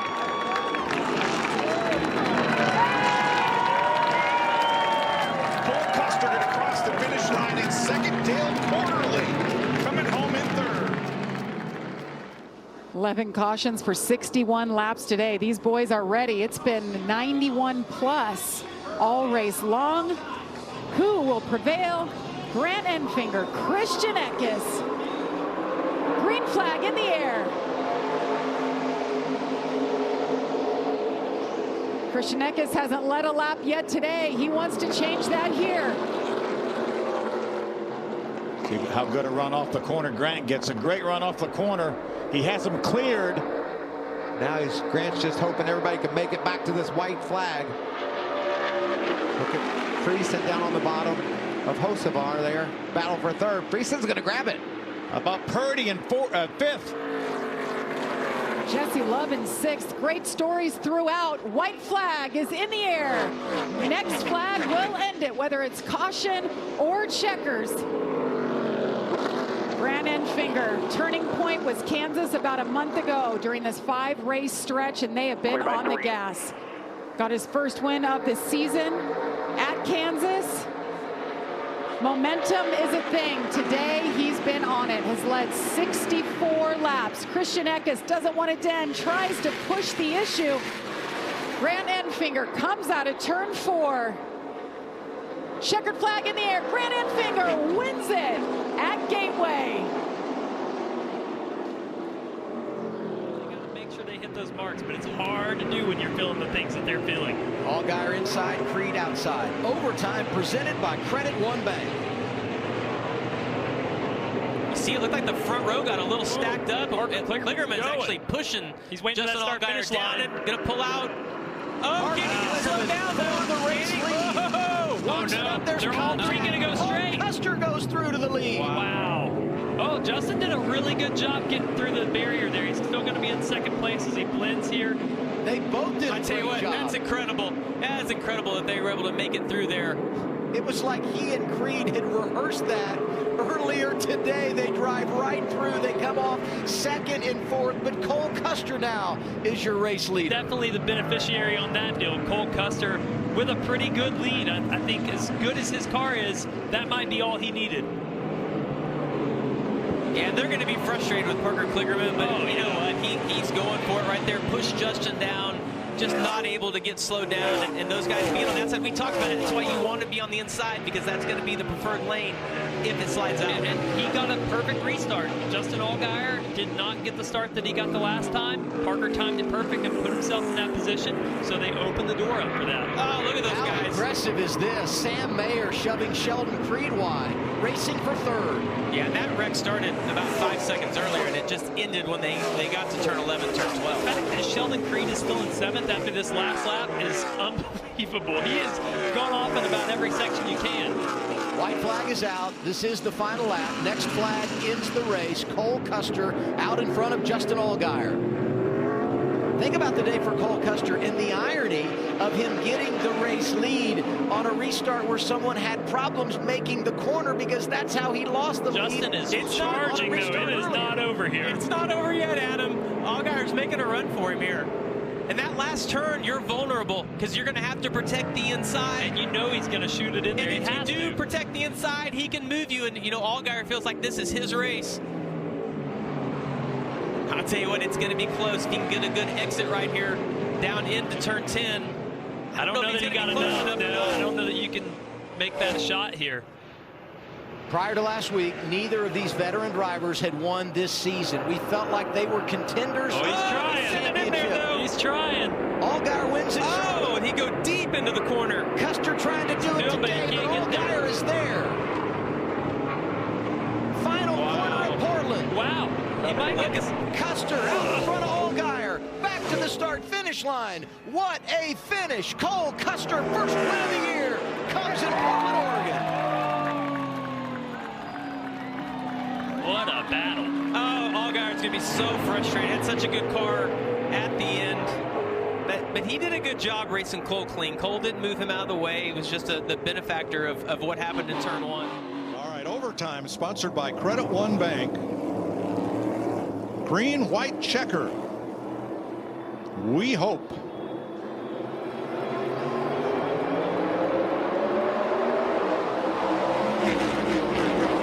Great jump by Kyle Busch. And he goes dead to the bottom. Big jump by Denny Hamlin, too. He's going to get Kyle Larson. That was a good move. Good call. Hamlin's in position to steal this one. 3 wide into turn 3. How's that going to work out? Oh, Truex had to lift. Well, Blaney pinched him off pretty hard on the entrance, holding him down tight on the exit, too. Coming to the white flag. Next flag will end the race. Kyle Busch well out front. The fight's for second. Logano looking the inside of Larson. And last year's winner is going to get there.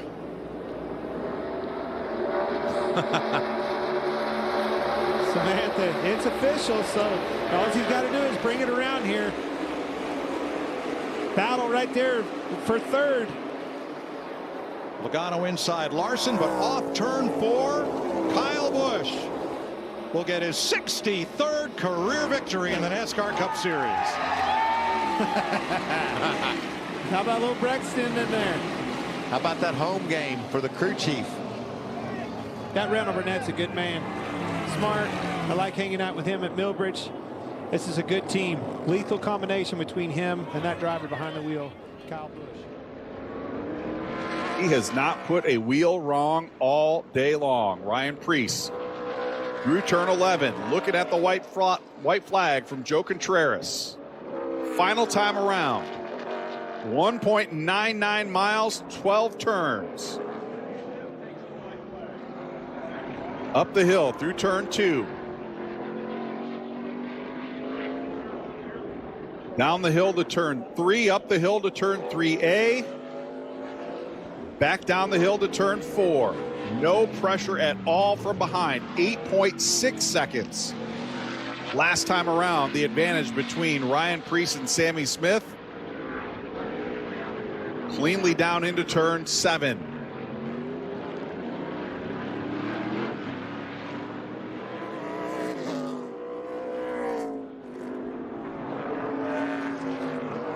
Through the S's for the final time. I don't think he's going to even get up there and put any pressure on Kyle Keller in that number 70 car. Ryan Preece from here can almost coast it home.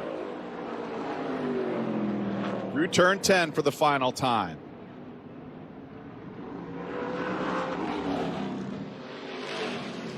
Kyle Keller going to move over and give him plenty of room down into turn 11. Off the hairpin, he'll be looking at the checkered flag off of turn 12. It has been a clean day. It has been an amazing day. He is going to go to victory lane. Ryan Preece picking up the win in the General Tire 200 here at Sonoma Raceway. spotter, giving him the all clear as Lapsevich starts to fade in his rearview mirror just a little bit. The GM high-end number 96 down the back straightaway for the final time. One more time through 3 and 4, and the Bud Light 300 is going to go to Marc-Antoine Cameron, the first driver to beat Trayton Lapsevich in 2023. Lapsevich will come home second.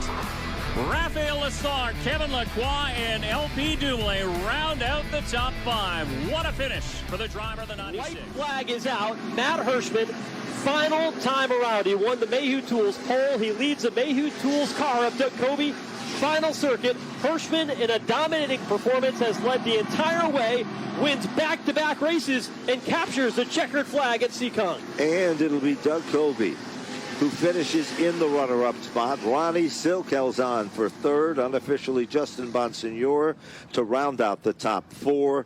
And Anthony Sella, great run to be among the top 5. So there's your top 5 runners currently as we flag speak. is out. 1 lap to go. Sponsored by Credit One Bank. Next flag will end the race. Less than 2 miles to victory lane for Eric Almirola. You talk about his son. I really enjoy seeing him at the racetrack because it reminds me of going to IndyCar races with my dad. Because I would talk to every driver, give him a high five, talk to him, enjoy being there. And I think that's what makes it fun for Eric coming to the racetrack. Well, I can tell you that will be the highlight of the day for Eric, is to see his kids. And I saw his wife Janice down in the pits earlier. His daughter was at the food tent helping the chef make food. So hopefully Eric brings this around here, because I think the celebration will be really cool with his family. You're trying your hardest not to jinx it. Yeah, I'm trying so hard. Because I know how much this would mean to him, right? Yeah, with 100%. Everything that you just said. I mean, it would be so important and cool for him to be able to celebrate with them. RSS Racing started competing in the Xfinity Series 10 years ago. Best finish twice, a second on 2 different occasions. They're headquartered in Sugar Hill, Georgia. Through turn 11. Good job, Trevor. Thank you. Here's Eric Almirola. The first Xfinity race at Sonoma goes to Eric. He gets it done in wine country. Yeah, Eric, good job, buddy.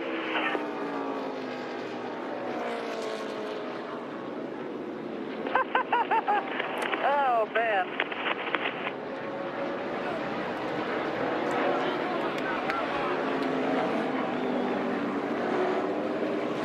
That is so cool. White flag waves, 1 lap to go, sponsored by Credit One Bank. There's no better feeling than when you have a car like Truex does. You have a 3-second lead. You get to take the white flag lap, Clint, and just savor it and kind of enjoy all of it.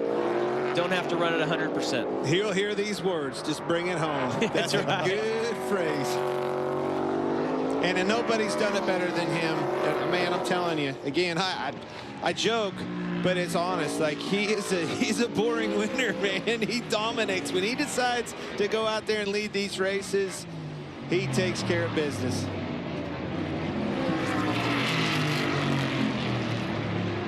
It's a few more corners down through the S's. Take your time. Huge lead. No mistakes. Nothing. Clean sailing in front of you. Nobody's been off the racetrack. Track is clean. So our top, Give me about 2 or 3 more good clean corners here. our top 10 is going to be half Chevrolets, 3 Fords, and 2 Toyotas. But the one at the front is Martin Truex, looking for his 33rd career victory.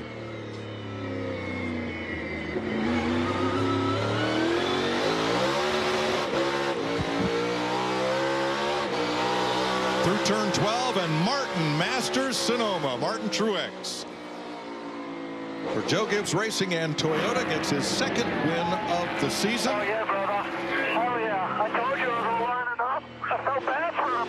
Good job, man. I felt bad for him. I love him. No, he didn't. Good job, guys. Thank you, man. William Sawalich, what does he have with 2 to go? Some lap cars in front of Jesse Love. Jesse Love getting held up by those lap cars, and now Sawalich. He's had his bumper. trying to get underneath the 20 car. William Sawalich off of turn 4. Jesse Final Love, lap of the race. I think Jesse Love has some sort of an issue. Did I see fire coming out of the left front back then? See the fire behind the tire? Fire behind the left front of the 20 car. He's led all night long, but it's William Sawalich with a late move on the final lap. And William Sawalich, the 16-year-old, in the 18 car with Love on the inside. And now it's Love. And William Sawalich wins.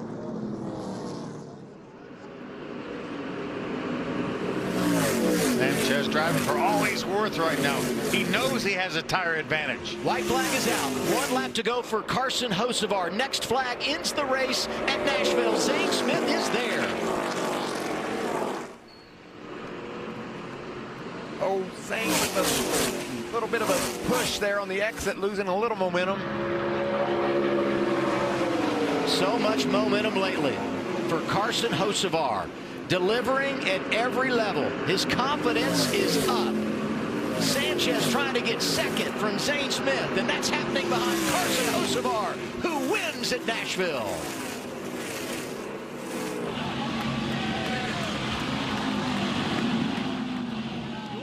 Leader is getting away. White flag out for Trayton Lapcevich.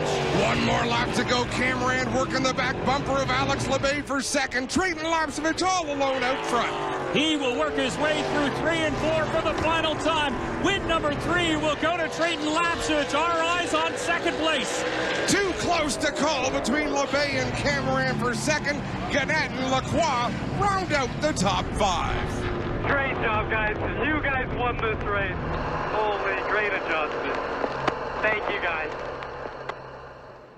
Overtime for a second time. We'll see how they do. To the restart zone. And back to green. They stack up on that outside line and now start to fan out. A really good restart for A.J. Allmendinger.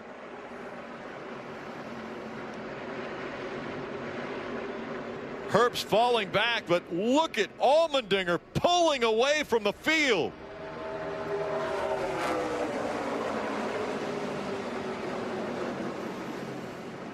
Hemrick to the bottom of the racetrack. Riley Herbst still outside trying to get momentum up. One more time around. White flag. Oh, the 11's out of control. Slid up the racetrack, but he keeps it going straight. That's because the 21's front bumper was jacking him up down the front straightaway.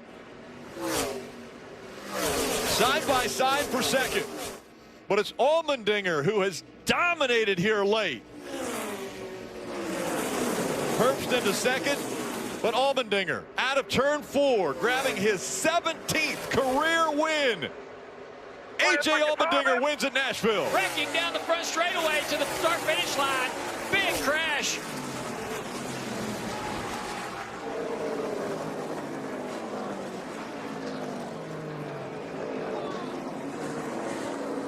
Multiple cars involved there as the team celebrates. Thank you. Ronnie Silk guides his car into turn number 3, this time through. White flag is out. Ronnie Silk has tried many, many years, many times to win at Riverhead Raceway. He's come close many times before, but tonight is his night. For the second time this season, Ronnie Silk has won on the Whelen Modified Tour.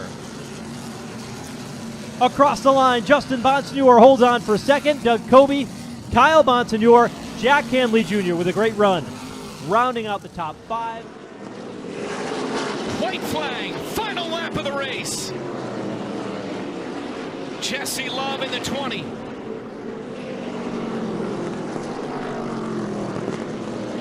Jesse Love takes the checkered flag and wins the Menards 250 here at Elko Speedway. 1 lap to go, presented by Credit One Bank. White flag, hit your mark. Justin Marks and Pitbull put this team together. A year ago, both teams were able to win, both cars, with Daniel Suarez and Ross Chastain. And as you mentioned, made a run for the championship, was in that Final four pairing. Now he's going to have another shot at it. A win here at Nashville for Ross Chastain puts him in the playoffs.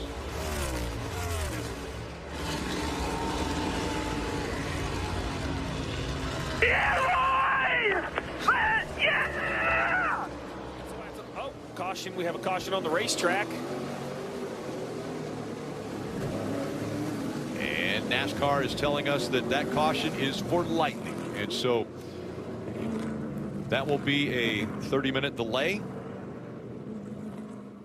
We'll get you back to Mid-Ohio in just a moment, but there is the winner of the Xfinity Series race from the streets of Chicago. All smiles for Cole Custer. It has been determined that they will not go back to racing here on the streets for the Xfinity Series. The NASCAR statement said the decision was made in the interest of safety for our fans and competitors in coordination with the city of Chicago's protocols for festival events. The safety of our fans is always paramount, and we will continue to adhere to city protocols for public safety for Sunday's event. So you see the unofficial results going across the screen, but Cole Custer, that's his 12th career win in the Xfinity Series, and he is the first winner on a street course for NASCAR in the Xfinity. He'll be looking at the white flag this time around. Joe Contreras with the white flag in the air. Final time around for Trevor Huddleston in the number 50. Cleanly through turns 1 and 2. No pressure at all out the backside. Into turns 3 and 4. The 4-year winless streak is officially over. Trevor Huddleston picking up the win here at Irwindale Speedway. And a career run for Eric Nascimento as he's going to cross the stripe in second. Into the restart zone. SVG trying to make history here in Chicago. It's overtime, presented by Credit One Bank. Down into turn 1 they go. Here they come with less than 2 laps to go. SVG away with the lead by a car length, maybe 2. You got Haley, you got Elliott, and now Kyle Larson's in the mix. They're all stacked up right behind him, but in command and pulling away is Shane Van Gisbergen to turn 3. And the battle now is for 3rd, 4th, 5th. You see those cars close together. Down into turn 4. No lockups. Everybody getting through here really cleanly in this. Coming to the white flag, the 91 easily out front of the field. This has been one of the smoothest parts of the racetrack. When he leaves turn 5 and comes down Columbus Drive and sets up for the left-hander into turn 6. He drives it in deep, but he's very smooth. He'll clip that inside, swing it wide, and head downhill to Michigan Avenue. Steve mentioned it, the advantage of having a single file restart. It allowed a very calm restart. SVG got a great restart, drove away from Haley, and now he just has to focus out front. He's driven far enough away where Haley cannot outbrake him. It is now mistake-free time. Do not get yourself in trouble. Do not overdrive. Just keep pace with the car behind you. And he hasn't pulled away from Haley yet. 5 back, all clear. 5 back, you just heard that from the spotter. Van Gisbergen out of turn 12, coming up to see the white flag. One more time around this street course in Chicago. Here they come into turn number 1. Does Justin Haley or Chase Elliott, number 1, have enough fuel in the tank, and do they have enough to get to the back bumper of that 91 car? Here he is, right-hander, turn 2 for the final time. You see the gap right there, pulling away down the back straightaway, cleanly through turn 3. Full throttle into the braking zone, over the hump. A lockup by the 31 back there. Gisbergen through 4, through 5. Smoothly onto the throttle. Good corner exit.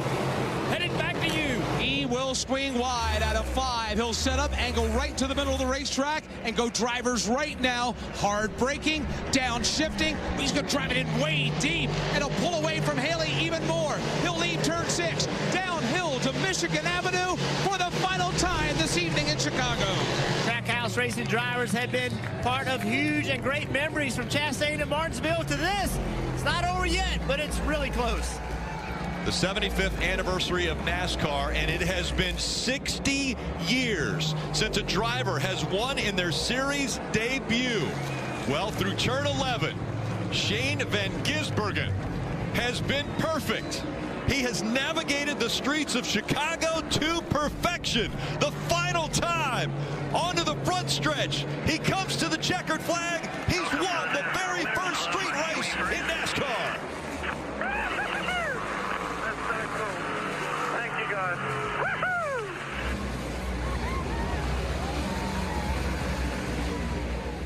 To build confidence, log laps, get ready for that Truck Series race, and maybe to collect the trophy. That's right. All about trophies. One to go.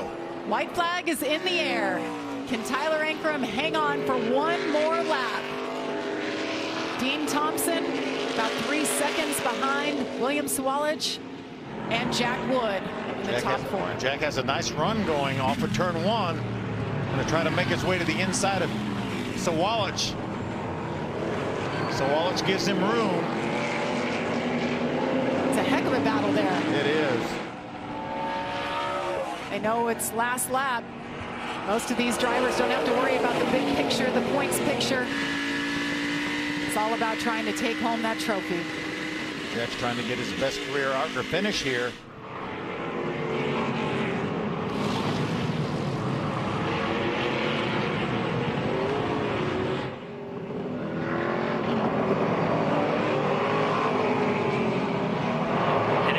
Sawalich, you have to be on offense. If you're just trying to play defense, you're going to get past. He's got to try to attack here, get by Dean Thompson, as you see. Oh, a little retaliation, a lot of retaliation here. Contact. Now they're both in the sand trap. Teammates. As teammates. That's when it gets tricky here. I don't know that I like that there, Jamie. I don't like it at all. Looks like we are going to stay green here as Tyler Ankrum, Hattori Motorsports, brought this great car, and what a great day it has been. Checker flag in the air. Tyler Ankrum gets his first ARCA Menards Series win. Sawalich is going to hang on for the second spot. Jack Wood third. Gets his best career finish. Bringing this truck here, overcoming the odds. The white flag is out. Last lap here. 2/10 better the last time by for Zane Smith. These two are checking out. Christian Eck is 4 seconds back. Haley Deegan off. She was inside the top 20. Here goes Landon Lewis. We saw him off the road. Haley Deegan was knocking on the door for a top 10, but she's had a couple runoffs here. Orhan just needs to keep it on the road. He has a second lead on Zane. And Zane just thinking, slip a wheel. Look at how hard Zane drives down into the corner. Everything that these truckers have gone through today, getting on an absolutely drenched racetrack, everybody spinning out, going through the beach. Look at how perfect that 11 truck is. Doesn't look like it has a scratch on it. Has just done a perfect job today. Corey Heim leading his 30th lap today. Oh, man, you can just taste it when you get that close. Can't you feel it? You said, please slide your tires off once and I'll be there. Zane Smith says that carrot is there. I just don't know if I have enough time to get it. Still going to be 5 in a row top 2 finishes for Zane on road courses. Corey Heim, the 21-year-old out of Marietta, Georgia, makes his way down, and he does it. Corey Heim wins at Mid-Ohio. His second win of the season. So Justin Bonsignore has decided to start on the inside lane for this late race restart. Ron Silk up top. They turn him loose. Green flag is out. Silk and Bonsignore, a bit of contact on the start. 5 to go. Bonsignore able to get clear. Silk is here. He gives him the bumper. Shoves him up the racetrack. Here comes Ronnie Silk down to the inside lane. Contact for third behind. McCarthy up to third. The crossover move this time. Bonsignore looks to the bottom lane. He won't hold anything back. These two have created a rivalry this season. Across the line they come. 3 to go. Silk wavers a bit in turn 2, but Bonsignore is not able to capitalize on it. They come together in turn 4. The chrome horn with 2 to go. Ron Silk a 1 car length advantage back to the 51 of Justin Bonsignore. This time off turn 4, he'll see the white flag as Bonsignore close enough to challenge. Final time around is Ronnie Silk in command off turn 2. For the 3rd time this season, Ronnie Silk has won on the Whelen Modified Tour, and he's won the Jersey Shore 150. It's overtime, presented by Credit One Bank. Nemechek on the inside. Haley on the outside, no help for Haley. They're running out of gas behind him. That's absolutely right, Rick. We have a car out of gas that ruined that run on the outside lane. Some falling back, some moving forward. Now John Hunter Nemechek has a car length in front of Daniel Hemrick in the 11. If they get back around to the white flag before a caution comes out, the next flag will end the race. Big run coming out of turn 4. Haley trying to get the spot back. White flag in the air one more time around. Whatever you need to send, 1.5 off Dyson. John Hunter Nemechek, 2 wins already this year. Looking for number 3. Daniel Hemrick with a big run. Off. Keep it to 11. Can't find a way around. Stay splitting it. Stay straddling it. John Hunter Nemechek hugging the bottom of the track. Nemechek is going to win in Atlanta. Come on. Yeah! Attaboy, buddy. Good job.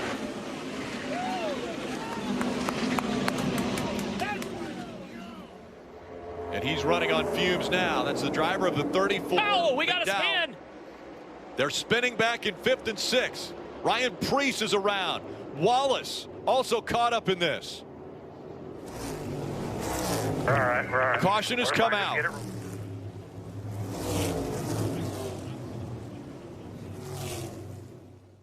All the cars about to come to a stop on pit road. The crews are bringing the covers out. Rain in the area here in Atlanta. You see the word on the top of the pylon, checkered. That means that NASCAR has called the race due to weather. William Byron gets his 4th win of the season, his 8th career win overall, and all smiles for young William Byron as he was able to be in the right place at the right time when the weather came. We've seen that in the past in NASCAR Pinty Series racing. You don't want to be the leader on the last lap, especially with somebody as hungry as Kevin Lacroix just in behind. Down into turn number 1, right behind the 18 of Alice Tagliani rides Kevin Lacroix. He'll try to draft him down Lakeshore Boulevard. Tagliani hanging on to the edge of a cliff, and it's Kevin Lacroix poking his fingers, trying to get him to fall off as they work down the back straightaway. Tagliani going to defend the inside into turn number 3. Can Lacroix drive it deep enough to make a move? They're side by side. And Tagliani will make contact with the 74 just a little bit. Lacroix tried to turn down. Rubbin is racing in turn number 3, and they both stay straight. I can't believe how much speed Lacroix was able to carry, even having to go offline on corner exit. But Tagliani really good in this tight stuff. Yeah, this is exactly where the 18 car has been shining all day, and he's showing it right now. Again, now it's 5 car lengths. No, 3 as they head into turn number 8. Lacroix is driving it hard. 3 corners left to go. They're tough to pass, and as Lacroix sees Tagliani's bumper going farther and farther away out his windshield. Easing it through 9 and 10 into turn number 11 for the final time. He will see in the front straightaway. He knows the end's near as the checkered flag waves here in the Tiffany Gate Grand Prix of Toronto. Win number 1 on the year for Alex Tagliani. Lacroix comes home second. Cameron, a magnificent drive to take 3rd. Dumoulin 4th, and then rounding out the top 5 is Andrew Ranger, as Fritz is pretty excited. Down to 2 laps, 2 miles to determine the race winner here. Back in front of the grandstands they come. It's overtime, presented by Credit One Bank. Green.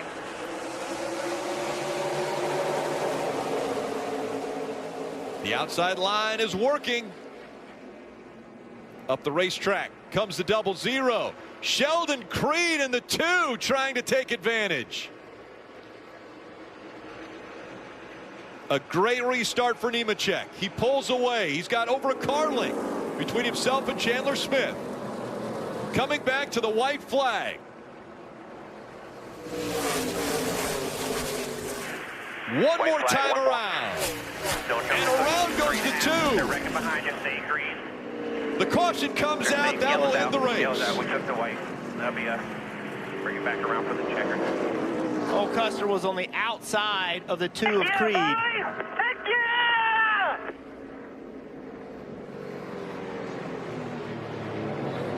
That was a hard-fought win for Nemechek, having to have a couple good restarts toward the end of this race to stay out front. And Chandler Smith picking that outside line, finishes second. Thank you, guys. What a dominant performance. I appreciate it. This car was absolutely amazing. Comes around to the Great job, man. checkered Really flag with the caution waving. You boys, I appreciate it. Happy birthday, Gamey. Happy birthday, Mitch. Fusion 3. 2 to go, this time by. Bonsignor follows Kobe to the inside. Looks high, Silk starting to gain speed again. Kobe the race leader, but Justin Bonsignor is there. Looks to the inside, midway down the back straightaway. Kobe throws the block, but it's Bonsignor to the bottom. Yeah, Bonsignor not deterred by that at all. Keeps the nose in there and is able to make the pass. But can he hold on to it as they come to the white flag? 1 lap to go here at the Magic Mile. 3 champions at the front. Justin Bonsignor, Doug Kobe, and Ronnie Silk, nose to tail. Can Doug Kobe make a move to set up Justin Bonsignor on the back straightaway? Bonsignor protects the bottom. Kobe goes high. Here comes Silk to take him 3 wide into 3. Can't do it. Yeah, he can't make that work, so he has to back out of it. Meanwhile, Bonsignor on defense. Here comes Kobe. They come together off the turn, down to the line. Bonsignor on the outside lane, beating and banging on each other, and it's Justin Bonsignor to win the Mohegan Sun 100 at New Hampshire Motor Speedway. 2 laps to settle. The Calypso 150 from Iowa. Green flag is back in the air, and Fenhouse is trying to stay with Sawalich to 1. Jesse Love is right there as well. Jumps to the high side to make it 3 wide. Look at Fenhouse trying to slide up to cement the race lead off the corner. He's got the pass made out of 2. Luke Fenhouse to the point over William Sawalich as they're coming around to the white flag. Can Sawalich get to his rear bumper on this last lap?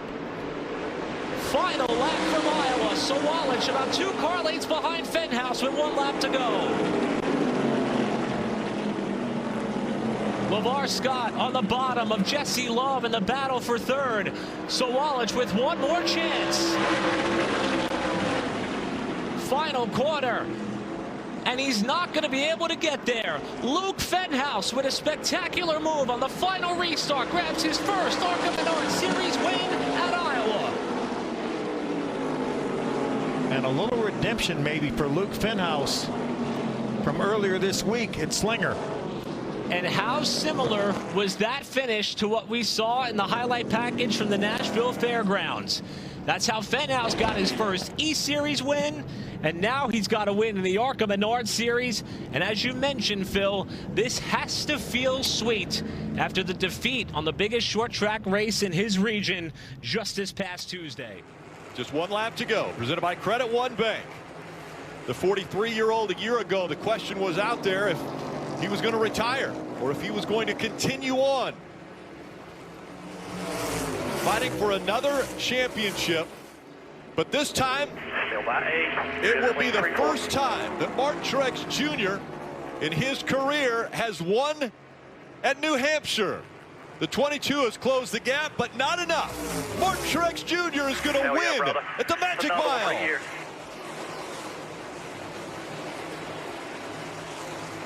We got that damn lobster. Hell yeah, boy.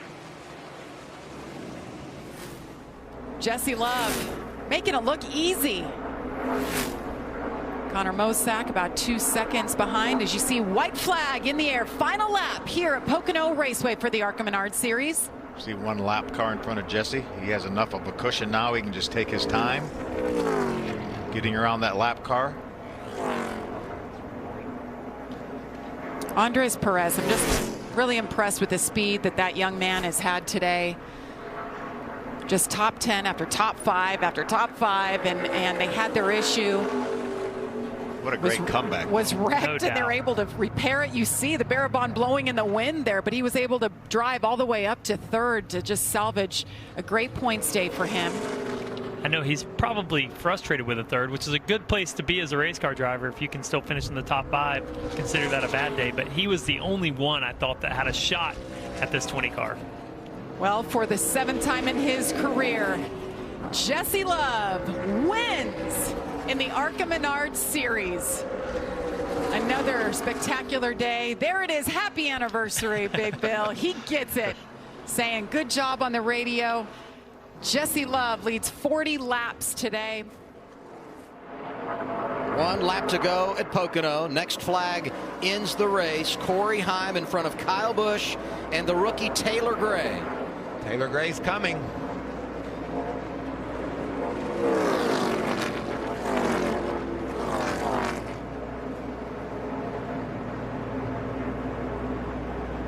Been such an incredible season for Corey Heim. Even though he missed the race at St. Louis, in position to win the regular season championship. Held off Kyle Busch for the win at Martinsville. Got his 2nd win at Mid-Ohio. But he's going to lose the top spot here in the tunnel turn. Kyle Busch waited, and then he pounced. Kyle is out front at Pocono. Kyle used every one of those years of experience to make that pass on Corey Heim. Off of turn 3. Hello, history books. It's going to be win number 100 for Kyle Busch Motorsports, and it comes courtesy of the boss. Kyle Busch delivers at Pocono.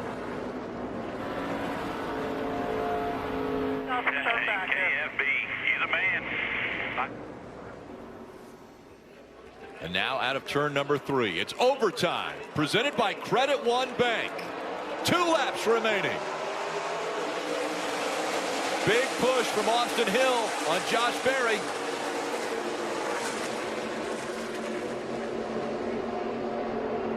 No fuel stumbles as they get into 1.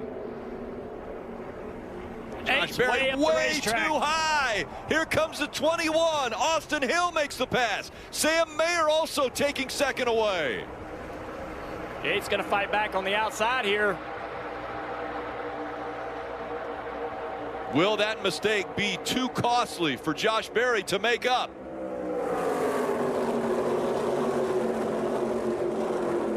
Through the tunnel turn and into 3. They'll see the white flag next time by on the front stretch. Austin Hill, 3 wins already on the season. Could he steal one here today? He's going to try to break the draft down the front straightaway. Everybody's going to go down there. The tailpiece on the racetrack. Debris on the track. Is that going to bring out a caution, or will they let him race all the way back around? Now Berry right on the back bumper of the 21. He gets aggressive. Contact made. Side by side as they go down Long Pond straightaway. Again, he hits Mayer. Mayer had cleared him. Here comes Chase Elliott in the 17 as well. Oh, up into the wall. Hard hit there. And around goes Ryan Sieg. The caution comes out. Austin Hill is going to get scored with the win. Big issues for Josh Berry. You still see that piece of debris on the front stretch, but it's Austin Hill who comes around, and when the caution flag came out, he was out front. And Austin Hill, 6th career win and 4th win now of 2023.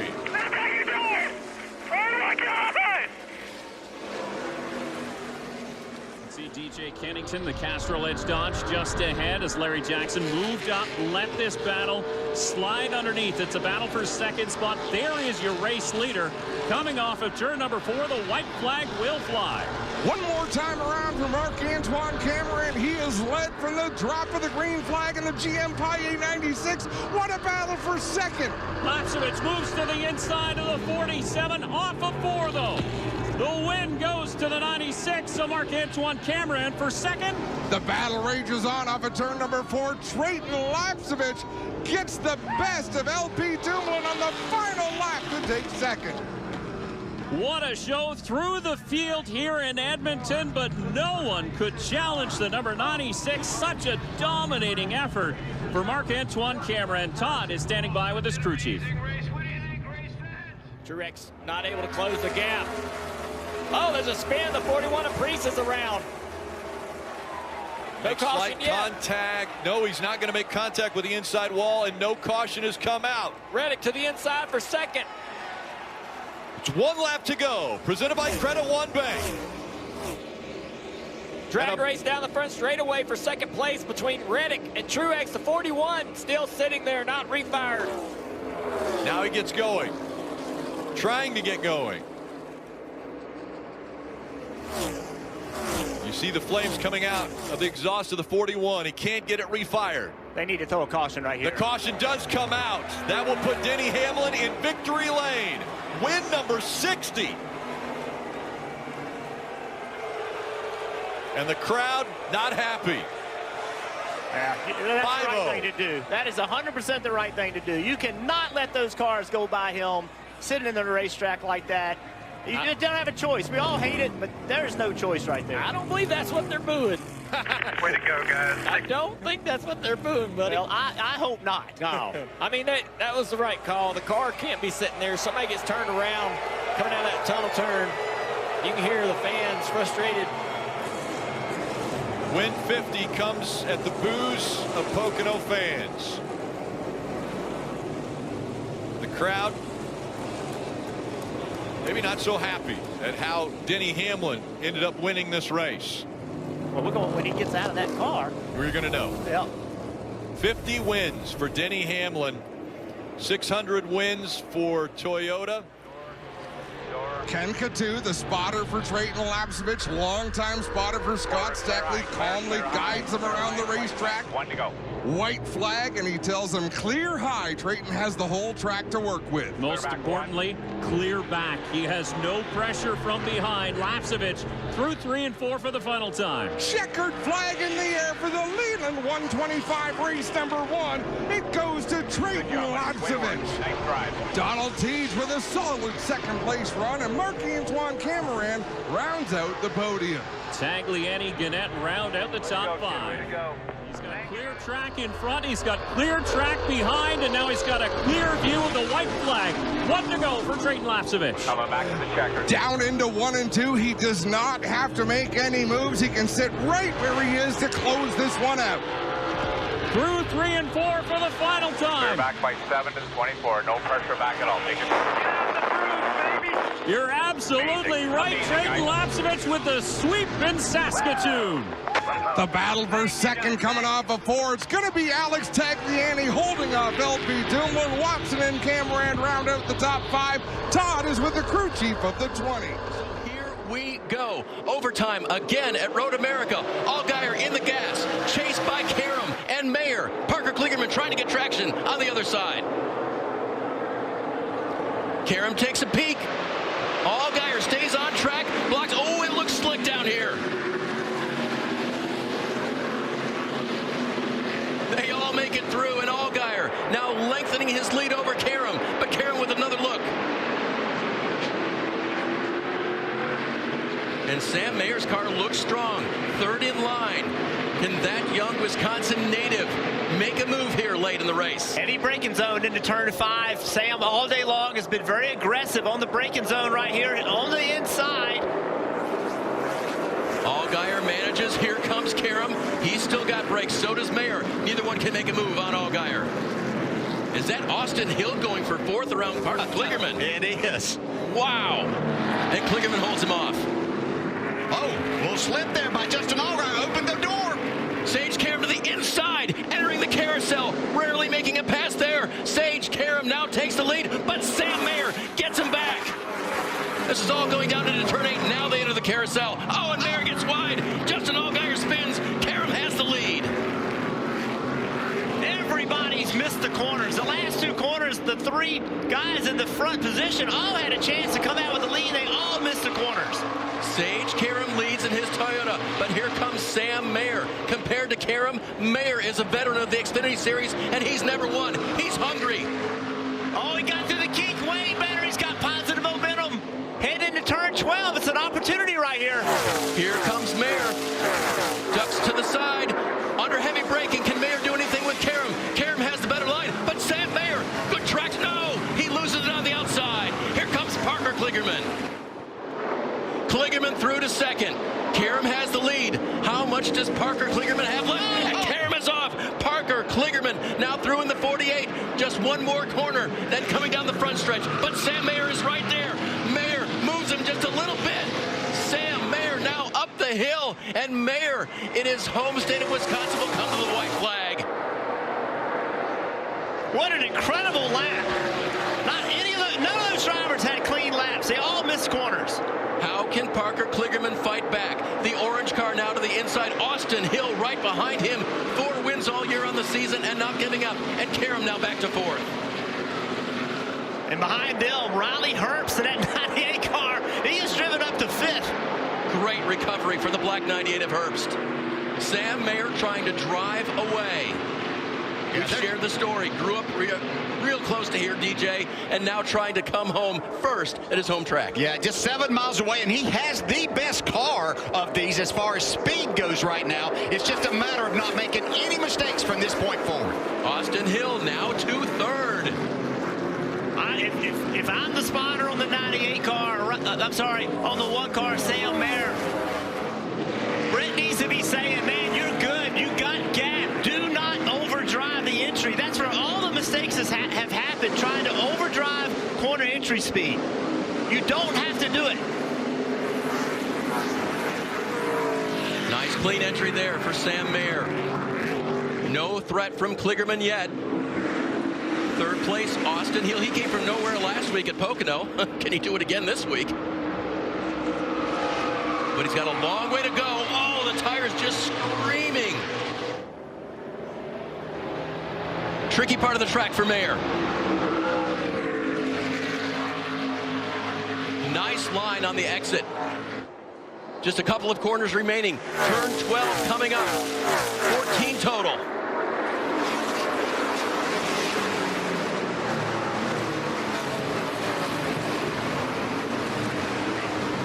Everyone settles down now up the hill. Just a little left sweeper. And down to the right hand, turn number 14. If Kligerman can do anything, he's got to have a good exit off of turn 14 here. Sam Mayer is clean. Champion in the ARCA Menards East Series. Looking for his first victory. It's going to come for Sam Mayer in Wisconsin at Road America.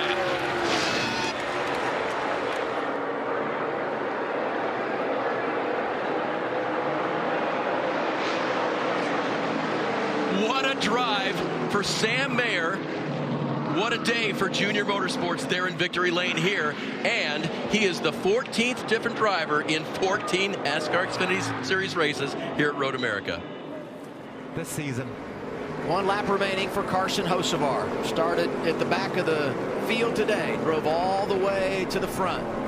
Very, very impressive was that ride. Lost the top spot. Decided to play some strategy. And it's worked out perfectly. Hadn't won coming into this year, going in the playoffs with plenty of momentum. The hat trick for Carson Hocevar. His 3rd win of the season comes at Richmond.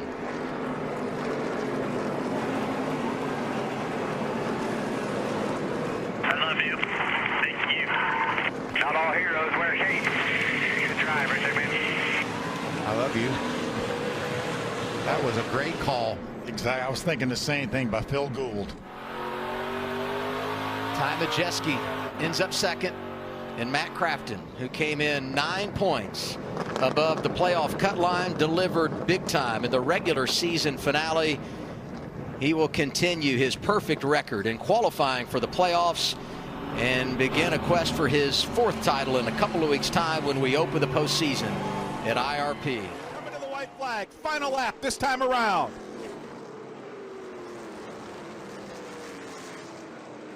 Hingarani driving away. Huddleston going to take over the 2nd position. Cole Raz going to drop back into third, but off at turn 4. Sean Hingorani looking at the checkered flag. He's going to pick up his third win of 2023.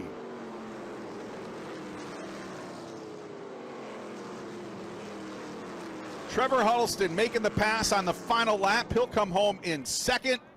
Cole Raz with an incredible run to come home in third. Landon Lewis and Eric Nascimento rounding out the top 5. Here we go. It'll be 3 to go. Buescher on the inside. Hamlin on the outside. Green flag back in the air. That's a good launch for the 17. Priest in the 41 side by side with the 11.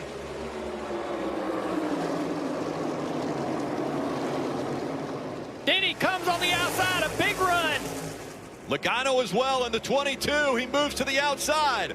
But Hamlin has closed the gap. 3 wide for third. Hamlin's car is better right now. Buescher's going to have to block. Under 2 to go. Denny locks up the left front. He's up the racetrack. How about Joey Logano? Where did he come from? Logano fighting for that second spot now. Hamlin trying to regroup. They're side by side for second. Hamlin back out into that second spot.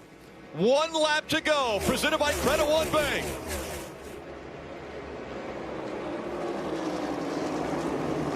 Chris Buescher, after a dominant performance, 86 laps out in front, down the backstretch for the final time. The 30-year-old from Prosper, Texas, which, by the way, has a population of 30,000, is going to win in front of more here in Richmond. Buescher wins at the short track. Oh, yeah, guys. That's right, guys. That's the team we can be racing.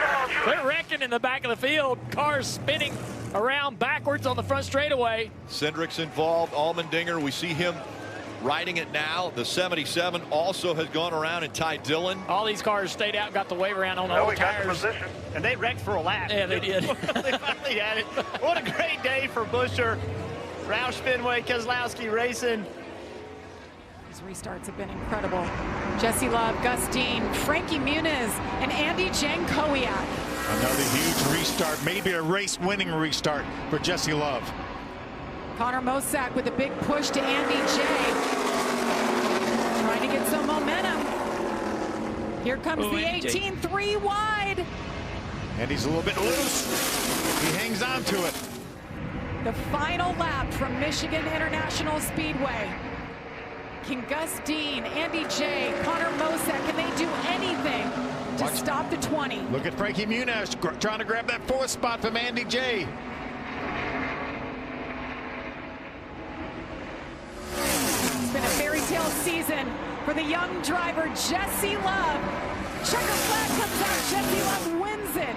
For the 6th time this season, he finds victory lane. How about Andy Jankowiak with a P4, Frankie Muniz first top 5. I want to see all 3 of these guys. We got to see who's celebrating more. Now coming across the line, 1 lap to go, presented by Credit One Bank.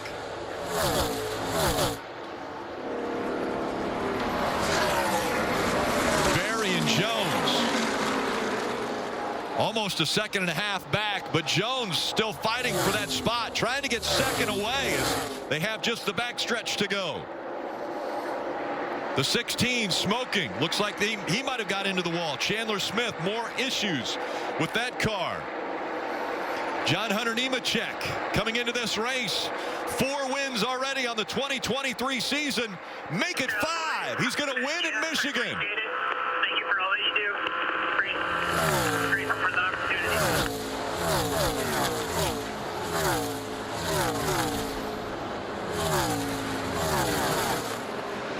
And the crew will begin to celebrate.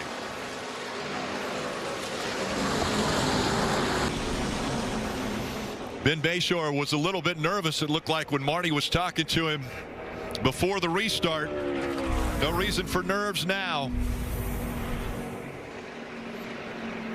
200 Xfinity Series wins for Joe Gibbs Racing. Hammer down on that front straightaway. Backstretch 3, now 4 car lengths the advantage for Austin Beers. He'll look for the white flag this time. Just has to hit his marks, has the 3 telling him how to run this final lap, and they go into turn number 1 with lap traffic ahead. Working to the outside of Alyssa Fifield. That allows Hirschman to close in. Turn number 3 for Austin Beers. He's got a healthy advantage now as he comes off turn number 4. And Austin Beers, for the second time this season, wins in the Whelen Modified Tour. Really, the story of 2023 has been, is it going to be the 96 or the 20 that's setting the pace this weekend? And everyone else hoping they can rise to that challenge, but really there's been 2 rabbits all year long, and it's Cameron, it's Lapsevich.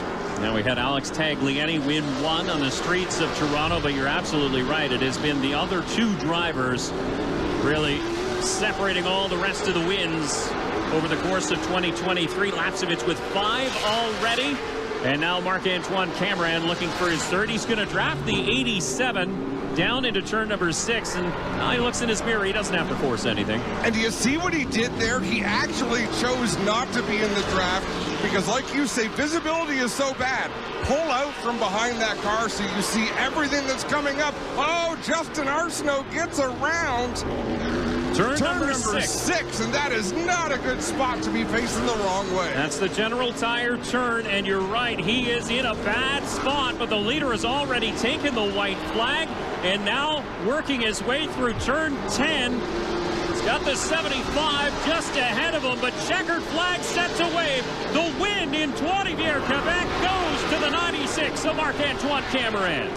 It was the one he has not been able to win, and now he can put himself on the list of NASCAR Pinty Series winner at the Grand Prix de Trois-Rivières. The team celebrates on Truex now trying the high side. It's cost him a little bit in the corner, but a little bit of speed down the straightaway, just not enough. Watch him into 1, though. 1 lap to go, presented by Credit One Bank. There's been 6 last lap passes here at Michigan. Will this be number 7? Or can Chris Buescher hang on and go back-to-back after winning on a short track a week ago? What will the 19 try? 3 to the bottom. Down to the bottom of the racetrack he goes. He's closed the gap. Off of turn 4. Buescher is going to do it. He goes back-to-back. He'll win in Michigan.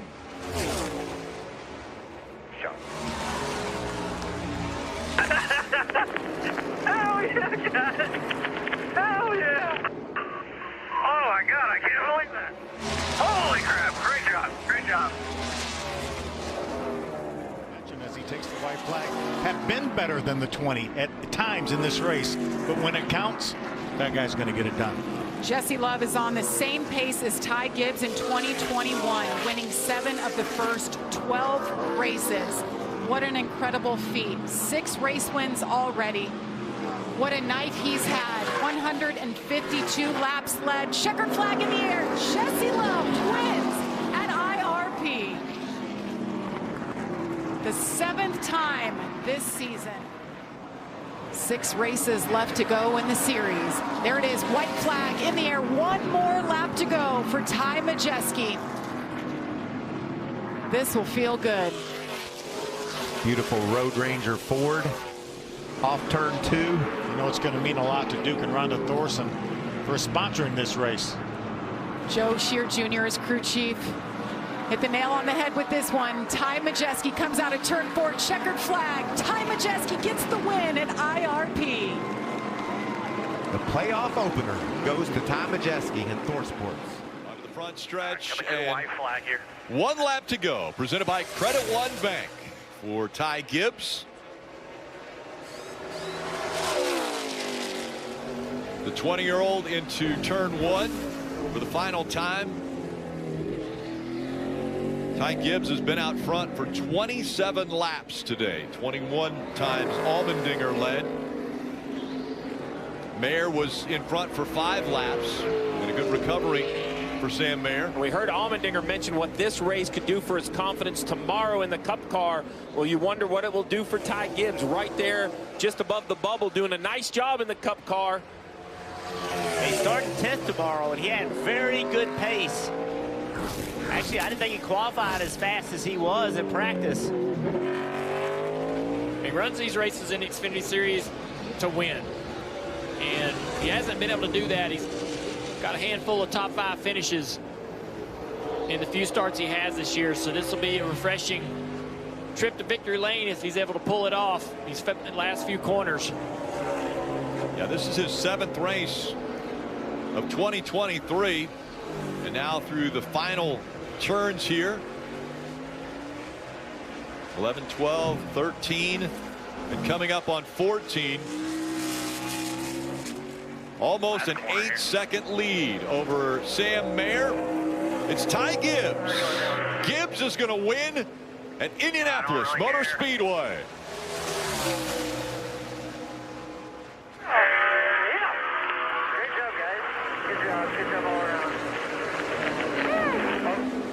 Kligerman and Creed. Creed sliding a little bit there as he came out of 13. Yeah, man, take her home. All the way out, clear by 4. Mayer finished 2nd, Allmendinger, Austin Hill, Allgaier, and then Cole Custer and Parker Kligerman. Sheldon Creed, Gralla, and Moffitt rounding out the top 10. White flag at the line, bud. White flag at the line. Here it comes onto the front stretch. 1 lap to go. Presented by Credit One Bank. But he can see that 9 car. Oh, yeah. He can look in the mirror and see the 9 car, and that raises the intensity just a little bit.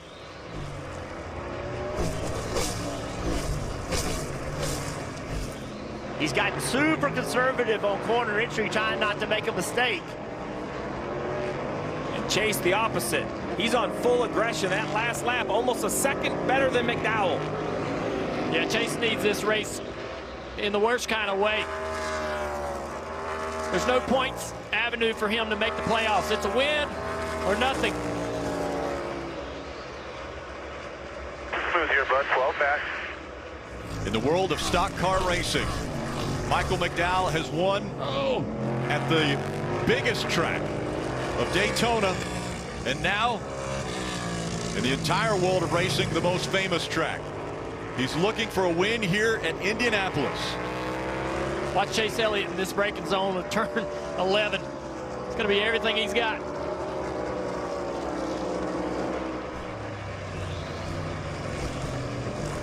$12, 13, and 14 in front of him. The final 3 turns.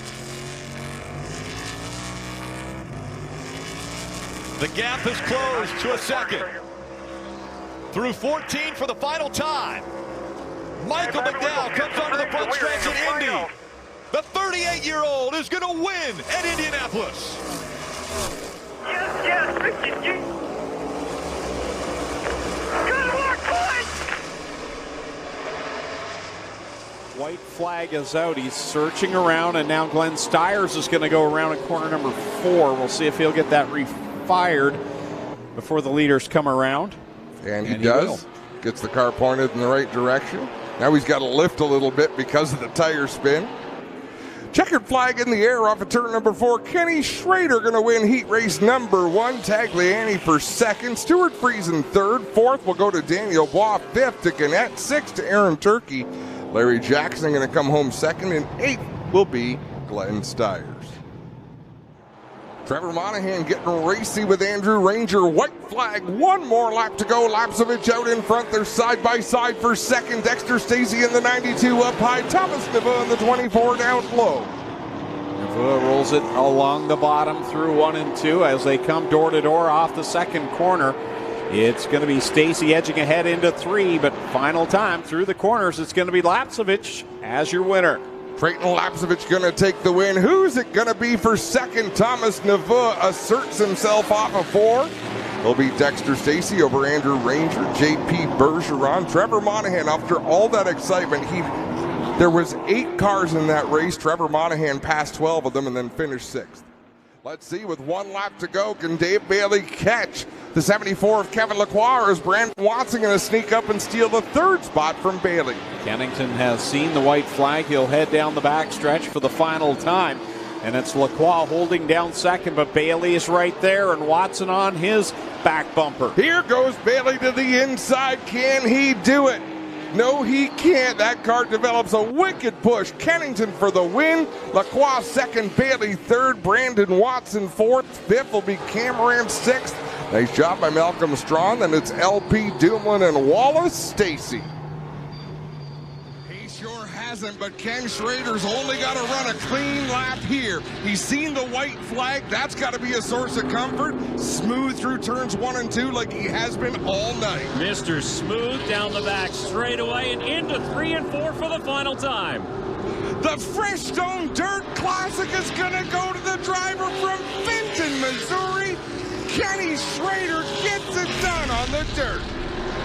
68-year-old Ken Schrader will visit victory lane, followed home by Kevin Lacroix, and DJ Kennington does get that second top 5 of 2023. Remember what we watched Ken Schrader do Monday night in his heat? Yeah, try different lines. Every different line on the racetrack. That he did, and that paid off. I think come feature time, he knew exactly what would work. As Trayton Lapsevich will roll through 3 and 4 for the final time to see the checkered flag. So Lapsevich's night starts just the way Monday night did with a win in his heat. Kyle Steckley going to come home second. JP Bergeron with a solid and quiet third place run. Trevor Monahan finishes fourth, and it's Brandon Watson, LP Dumoulin, and Daniel Waugh. White flag going to be out. One more lap to go, and we've got battles for the second spot and the fourth spot brewing. Down into turn 1, Kevin Lacroix changed his line there in 3 and 4 again in 1 and 2, poking to the inside. Ranger as well to the inside of Turkey. Off the corner, DJ Kennington looking for the win. The battle right now is for the fourth spot. DJ Kennington picks up the heat race win over Alex Gannett. Kevin Lacroix and Aaron Turkey beats out Ranger to the line. Then it's Stacy, Tagliani, and Strawn completing the running order. Friesen sends it deep into turn number 3, looking to the outside of Hebert as they work off 4 underneath the white flag. One more time around. Oh, a little contact there with Friesen and Hebert. Not sure if Hebert didn't know he was there, if he didn't want to know he was there as they came down the front straightaway. But for the last time into turn number 3, Thomas Neveu leads the way. Stuart Friesen trying to get back on the 0-1. It's going to be Neveu taking the checkered flag ahead of Hebert, Stuart Friesen, Dave Bailey, Cameron, and then Dexter Stacy by a nose over Larry Jackson. Stuart Friesen pulls up beside David Hebert. Just to confirm, your number is 1. White flag will go in the air this time, and Justin Bonsignor clear sailing. Healthy lead over Ronnie Silk. It was a strategic run in the first half of the race to the pit stop. They gained the lead by quick work on pit road. And now Justin Bonsignor, the final time around, guides his number 51 car into turn 3. And for the 13th time in his career at Thompson Speedway, Justin Bonsignor wins on the Whelen Modified Tour. 38th career victory for Justin Bonsignor. His crew going wild. On the podium in race number 1 here on the dirt, but Trayton Lapsevich eases it out of turn number 4, and he'll see the white flag. And one more to go. Trayton has been the class of the field here on the dirt, on the tour, for the entire season. The question is, who's going to stop this kid? Nice and easy. You can hear his spotter, Kent Coutu, guiding him down the back straightaway as Kennington makes a last-ditch effort for a top 5, but turning out at corner number 4, the win, 6 on the year now for Trayton Lapsevich. There's the battle to get in the top 5. Final time around. It is Kennington on the inside, Dumoulin on the outside. Down out of 4 they come. It's going to be Kennington by a nose to land in the top 5. And Chris Wright, our leader, leads the field, standing there next to him. Jesse Love, Brent Cruz. Slicks versus wet weather tires. Who will prevail as they go into turn 1? Connor Zilic knew. He used that wet line, goes to the outside. He's going to get the lead off of turn 1. Cars all over the place, but Connor Zilic does it. Regains the lead, and remember, his car is not functioning at 100%. You'll see the sparks fly. He holds off now. The leader, Zilich, 34 laps led, and he's leading here on the final lap. Look at this battle for second. Teammates going into the bus stop. Jesse Love able to get by the 25 of Cruz getting in the bus stop. And that move, that's the sweet move. I'll just go ahead and say it. Going to the outside, Connor Zilich knowing that wet racing line to go to the outside when Wright protected it in turn 1. That is the move of the race right there to get that lead. He's saying the Reese's sweet move of the race, but it's heating up right now. Jesse Love cutting down that lead. Can Connor Zilich continue to hold him off? Jesse Love is coming. He's going to have a shot at it. He's Can pushing. He get him loose? He's all over the bumper is Zilich. Wow. Can Jesse Love hang on at the end? We've seen this story before. Can he do it side by side? Oh my goodness. Jesse Love wins for the 8th time. He brings it home at Watkins Glen.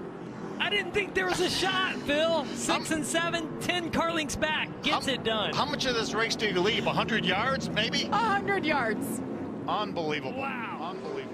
Side by side, it's Ty Gibbs in the 19 and the 21 of Austin Hill. And we heard from Austin Hill's crew chief.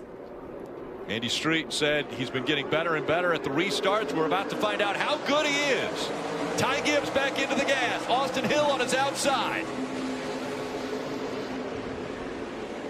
Gibbs into turn 1. Contact made. He's tagged. Mayer gets into the back of him and around he goes. Hill also collected in it. They spin around. So far we stay green. We'll see if they keep going. And it's Sheldon Creed that will take the lead in turn 2. Sam Mayer to second. Josh Berry to third. Sheldon Creed trying to make it back to the white flag, and Sam Mayer has damage on that Chevrolet. Yeah, a lot of tire smoke. You have to wonder if that car can get to the finish line. Creed out front, though. What a huge, huge day this would be for this 2-car, and what a big, big change it would do to the points around the bubble. That battle, Creed has been a part of it. He gets loose right there. There's a lot of fluid on the racetrack. The 8-car is spinning out. A lot of debris and fluid down there in the carousel. Cars struggling to get through it. Speedy drive also down here in turn 6. See Creed driving into the corner. He's free. The one of Mayer is right there with him. Overtime presented by Credit One, and now side by side for the lead. Creed misses turn 7, and around him goes Mayer. Mayer out in front, and they're spinning behind him as the white flag comes out. One more time around. We saw a car spin out of turn number 7. Mayer, does he have enough fuel? That will be the question. Here comes Sam Mayer, final time, entering the S's in turn number 2. So far, so good for Mayer. Now it's Sheldon Creed in the number 2 position. Across turn 4 for the last time, Sam Mayer with about a 9-car length lead as he races up the back straightaway. Everything's clear on the backside of the racetrack over here. The tire smoke seeming to dissipate just a little bit. The 2 closing in now on Sam Mayer. Can Sam Mayer get through the carousel clean? It's very dirty and slick over here. Car sliding around. The 2 now knows that. Makes the adjustment. Coming out of this corner just about 10 car lengths back. Yeah, Sam Mayer knows how slick the racetrack is. It wasn't completely clean from that oil on track, but you cannot get into turn 6 too easy and let the 2 of Creed get near you. He gets through there, coming to 7. He has saved fuel maybe better than anyone at the Glen. Sam Mayer comes out of turn number 7. Does he have enough to get to the checkered flag? Creed is going to finish second. Mayer's going to win at Watkins Glen. Yeah, boys. Good stuff. So smart. So smart. Thank you, guys. Final circuit here at Evergreen Speedway. Sean Hingorani off at turn 4, looking at the white flag from Joe Contreras.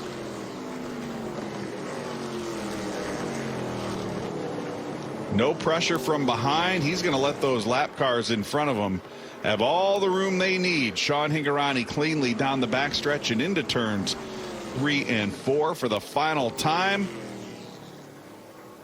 And for the 4th time this season, Sean Hingorani will pick up the win. Hingorani goes to victory lane here at Evergreen. Tyler Reif across the stripe to come home in 2nd. Cole Raz with another 3rd place finish in the number 5. Landon Lewis coming home in 4th.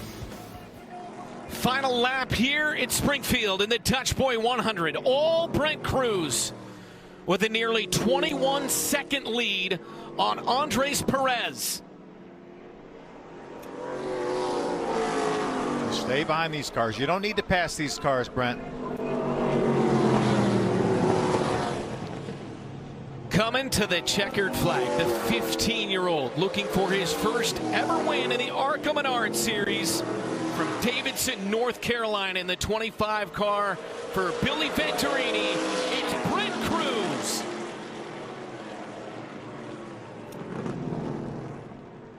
One more right here. One lap to go, presented by Credit One Bank. William Byron, a little under 2.4 miles away from his first road course win as he makes his way through one and headed toward you, Baggy, in the S's. What a day of a flex for William Byron. Rudy Fugle, that 24 team, Hendrick Motorsports, up through the S's for the final time. He'll cross over the tunnel, exit out onto turn 4 and the back straightaway. William Byron headed to victory lane. No traffic ahead. Won't have to deal with a single car all the way back to the start-finish line to finish this one out. Easing through the bus stop for the final time. No mistakes. Not aggressive on the curves. Late downshifts, doing everything he can just to be smooth and perfect on this final lap. 5 wins in a row for Hendrick Motorsports at Watkins Glen. If he can make it to this last corner of the racetrack, and not only 5 in a row for Hendrick, but a call to the field. I'm ready for the championship battle. Let's roll. A career year already for William Byron as he comes up on the checkered flag and getting his first road course win. William Byron is going to win at the Glen. Great car, great drive, great spot. Thank you, guys. Thank you, thank you, thank you. Woo! Oh, Jack, baby. Allgaier, Kligerman, row 1. Daniel Hemrick back there in row 2 with Sheldon Creed. Creed's never won in the Xfinity Series. Could it happen tonight at Daytona? Back into the gas they go, diving into turn number 1. Out of line, the 45 is going to start to fall back. And Allgaier now has cleared both lines. That's a pretty good shove on the inside line. Big runs coming from both sides, though. Now Allgaier has to block. He's got Hemrick looking. Here comes Kligerman with a run. He gets a shove. Kligerman did not take the run. Now he does. Now he jumps to the outside of the 11 car. Now he's hoping for help. He's cleared, almost cleared Hemrick in the 11. Here comes the 2. That will give him big momentum coming to the 7. Big run from the 48 here. What does he do with it? He stays behind the 7, and they spin behind. The 26 goes around. So Kaz Gralla sliding, but they stay green. He's on pit road. I think they can keep coming. Side by side for second. Sparks coming out of the 7. As he goes through turn 1, is there an issue? Up the racetrack he goes to block. The 48 now back down to block the 2. Allgaier, a car length and a half in front. Everybody's down in that bottom lane. Good pushes coming on the bottom here. The 11 and the 2. Big run. Creed, what's he going to do with it? He looked high. Now he's side by side for the lead. Sheldon Creed, a half a car length ahead. Could this be the night? Here comes Allgaier. He's got momentum. They're side by side. Allgaier at the line. He'll win at Daytona.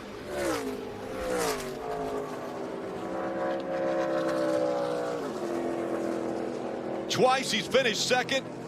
Tonight, he finishes one spot better and gets the win at Daytona. And these laps winding down in a hurry, and look at how quickly Alex LeMay has driven away from Tagliani as the white flag flies. LeMay has closed half the gap on our race leader. LeMay is moving for sure. He's gapped the 18 of Tagliani. Now has to contend with Trayton Lapcevich behind him. But Cameron, and there is Alex LeBay. He's got time. Fuel is the issue. LeBay stopped for fuel. Cameron Tagliani did not. They could be conserving. LeBay is pushing the gas pedal right through the floor. The revs are flying as we have JF LeBay making contact with the wall. He'll pull off. No caution. Will stay green here on the final lap. Can Alex LeBay catch him? He's got a few more turns to do it, and then the heavy braking zone into turn 10. He is huffing and puffing. The driver, the 36, a quick ride on board with a WeatherTech Dodge of LP Dumoulin, but there's the gap. Look at LeBay sailing it to the outside to try and keep that momentum up. Cameron will lead them through turn number 10. As long as he keeps gas in the engine, he'll be fine. Coming off of turn number 12, the Aviram 125 to Marc-Antoine Cameron. LeBay will come home second. Tagliani rounds out the podium. Trent Lapsevich, another solid points day. Saturday night short tracking here in Hampton, Virginia. Kyle Bonsignor has just taking over the top spot. He started this event in 4th position. He'll see the white flag, just 0.4 of a mile to go. It is right now Kyle Bonsignor over Austin Beers. Kyle Bonsignor's got the crowd on their feet as he tries to hold on to his first win in more than 4 years. Austin Beers, the young kid out of Pennsylvania, roughs him up coming through the corner, but Kyle Bonsignor wins Langley. Kyle Bonsignor picks up his first win since 2018 at Larry King Law's Langley Speedway. He'll defeat Austin Beers, who dominated this race and led more than 140 laps. But in the end, Kyle Bonsignor gets it done and leads that most important lap. That is the 150th circuit. And what a great battle it was here with just 10 to go. We talked about it. The long run speed car was Kyle Bonsignor. Overtime. It'll be 2 laps. If they get back to the white flag, it will be the next flag that ends the race. But they've got to go a complete lap. Green flag back in the air. Harvick on the inside. Buescher on the outside. Remember, no rules for locking bumpers, but these cars have been very uncomfortable pushing through the corner, but I think we're going to see it anyways here in these last 2 laps. That outside line, big push from Brad Keselowski. Brad Keselowski, 7 super speedway wins while a little bit of contact with the 4. Harvick up there and caught the left rear quarter panel. Logano was trying really hard to get to the outside. Couldn't make it work. RFK Racing 1 and 2 now. Buescher with Brad Keselowski behind him. Coming out of 4. Harvick to the inside now. He's got some help still. Chase Elliott back there. Can he get to the bumper?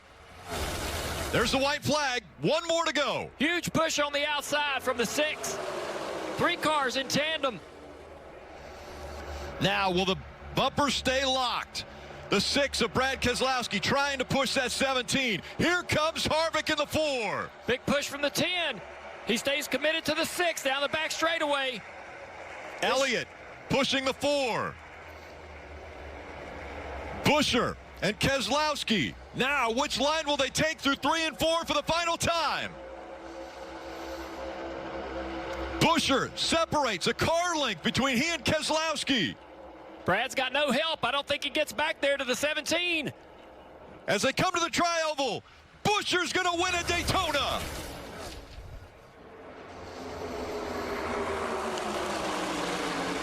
And with that, Bubba Wallace is locked into the playoffs on points. Oh, man. Way to go. Nice job, Herb. Learn how to be maybe not too aggressive, but get by somebody. Luke Fenhouse doing the same thing there. A lot of battles through this field. And you saw it, the white flag in the air for William Sawalich trying to hang on almost a 2-second lead over Jesse Love. Had that nudge to the 20, got the lead, and has not looked back. It has been his day. He has dominated this race as the 16-year-old from Eden Prairie, Minnesota, makes his way around. Checkered flag will come out for William Sawalich for the 2nd time in his career. Jesse Love will bring it home 2nd. How about back to back to back for the 18 car at Milwaukee? Some lap traffic in front of him. That won't matter. White flag is out. 1 to go for Grant Enfinger at Milwaukee. Christian Eckes is right on the tailgate of Carson Hocevar in that battle for second, right behind this leader. Now it's separated a little bit now. There's that battle, but watch the momentum. Eckes gets off the corner, closes right up toward the back of the 42 truck. What a day for Grant Enfinger. Wins the pole, wins both stages, going to lead 96 laps. He hits him right between the eyes, gets his 3rd win of the year. Grant Enfinger delivers at Milwaukee. Hocevar gets 2nd. 3rd for Eckes. Now, who's going to win? Overtime, presented by Credit One Bank. Austin Hill on the inside. Hamlin spinning the tires on the outside. He's getting a good push by his teammate, John Hunter Nemechek. Hamlin clears Hill as they go through 2. Now here comes Austin Hill trying to fight back on the inside.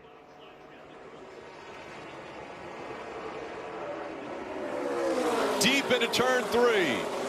Slides up the racetrack, not able to clear the 20 or the 19. The 20 of John Hunter Nemechek pressuring now one more time around.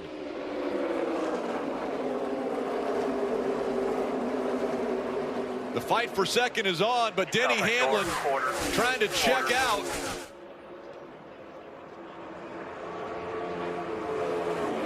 John Hunter Nemechek to the inside of Austin Hill. Hamlin with a 6-car length advantage. Denny Hamlin is going to make it 6 at Darlington. 6 times to victory lane. Good job there, man. Hell yeah. Go ahead and get that switch back up. Do some burnout here. Good job, man.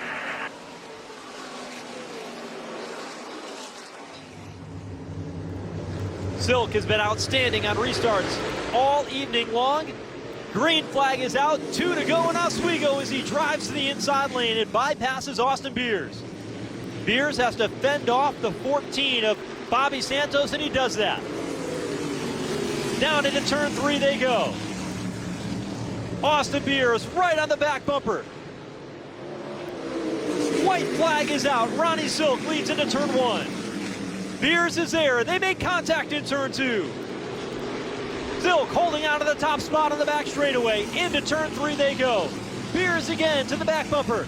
Silk walks up the racetrack. Beers looking to the bottom, but for the 4th time this season, Ronnie Silk wins in the NASCAR Whelen Modified Tour. He wins the Toyota Mod Classic 150 at Oswego Speedway. Look at this battle for the top spot. Forget about seconds. It's now down to about 4 car lengths. White flag. Can LP Jubilee do it? Can he catch the 74? Now, we've always said catching is one thing. Passing is another. It's a lot more difficult. You need that much more speed. But the 47 has been so fast. It's Canadian Tire Motorsport Park. All you need is turn 10 and a front bumper, and you can win a race. And you need to be close enough to do it. He's not quite there yet. He'll push it through turn 3 and now turn 4. LP grabbing at the gears as they were down through 4 towards the Moss hairpin. It's all about getting off this corner with a head of steam. And that's where LP Jubilee has been so good. He's been able to gobble up that real estate off of turn 5 onto the Andretti straight. Half a lap remaining in the WeatherTech 200. Here comes LP Dumoulin closing the distance. Set the hook on the 74 of Kevin Lacroix. Reels him in and moves to the outside. The WeatherTech Dodge side by side into turn number 8. They'll race door to door through turn 8. My goodness, what a battle into 9. And they're both crossways in 9. Now through 9. They're still all kinds of better shape. Turn number 10. Will LP Jubilee get into it? Barely a touch. Lacroix hangs onto it. Down the front straightaway. The win goes to Lacroix. Holy moly, what a battle. They ran through turn number 9. They almost drove down pit lane, Dave. And you can see a 3-way battle here to cross the stripe as Ryan Plute comes ahead of Kyle Steckley for 9th spot. Here we go to settle the Southern Illinois 100 from DuQuoin. Green and white are out. Good restart by Jesse Love. Just don't overdrive this corner. Look at Perez trying to move to the inside of Sawalich. Perez underneath the pole sitter Sawalich, who's sideways off the corner. Jesse Love a half a lap away from victory. Through the bump in turn 3 for the final time. Brent Cruz is going to come up one spot shy of that Performance C Dirt double. He gave it all he had in the final corner, but Jesse Love wins his 9th race of 2023, and he does so on the dirt at DeCoin. White flag here. One more good one, still clear by 8. 1 lap to go, presented by Credit One Bank. The gap still about 5 car lengths separating Tyler Reddick and Kyle Larson. Larson down the backstretch for the final time. He has won some big races before. He's won a championship.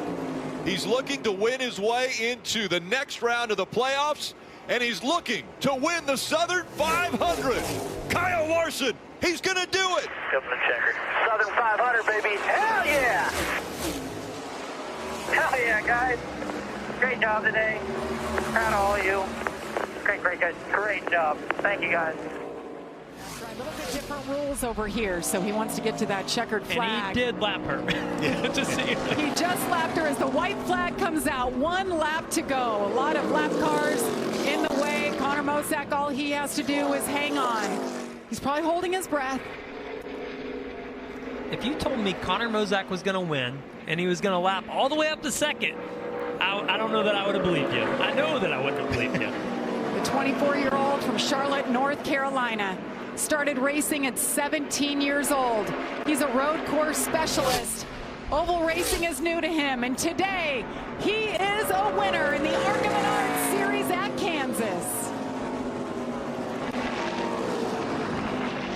One happy crew chief right there. Well done, Matt Ross. Corey Heim on the inside, Zane Smith. This is going to be tough. Watch him fan out. They're pushing from the second row. Look at Eckes. Look at Taylor Gray. Taylor Gray in that orange and black. Number 17 up high, side by side. Corey Heim to the point. Christian Eckes on the top of the track. The 38 is Zane Smith in the middle. 3 wide for the lead. For the lead. Look at 3 this. wide. There's contact. Corey Heim. White flag is out.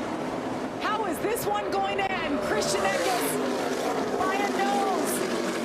3 wide, guys. They're hanging on to it for this final lap. Watch Zane's side draft Corey Heim.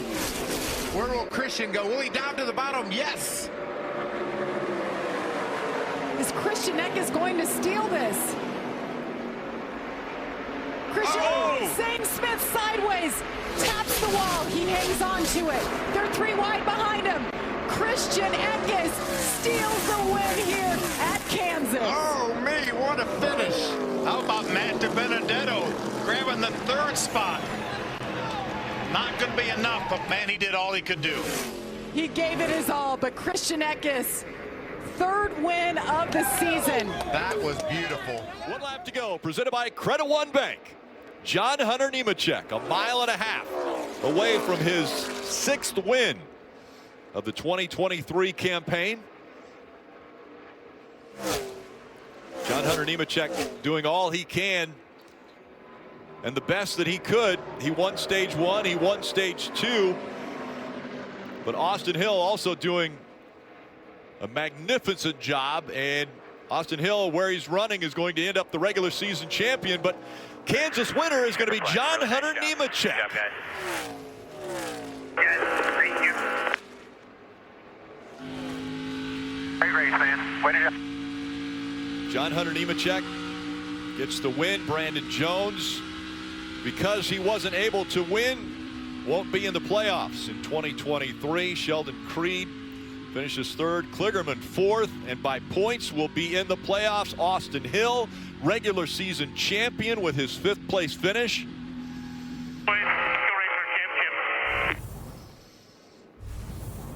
And Toyota now celebrating their 200th Xfinity Series win. The 51 pulls it off at turn number 4 on the final lap. Final time around for Justin Bonsignore. He's already run 4 races here at Monadnock Speedway, and he's looking for a 5th here tonight. Back straightaway in a dominating run for Bonsignore from Holtsville, New York, will score the victory here at Monadnock. He wins the Winchester Fair. Across the line in second will be Austin Beers, Sammy Ramu in third, Kyle Bonsignore in fourth, and across the line, Doug Kobe finishes in 5th here tonight, and unofficially, I do believe, will be the 2023 NASCAR Whelen Granite State Short Track Cup champion for Doug Kobe. 2 laps to determine a potential advancement in the playoffs or maybe a win. Green flag back in the air. Overtime presented by Credit One Bank. Hamlin was sleeping on the start. He did not get a good launch at all. Logano to the inside, 3 wide. Can he clear? Here comes Jones on the outside. 2-tire stop for Jones as he works that outside. Larson loses a little momentum. Here comes the 8 of Kyle Busch as well. It's a big run from behind on the back straightaway. Hamlin and Larson contact into 3. Reddick now with momentum coming to the outside.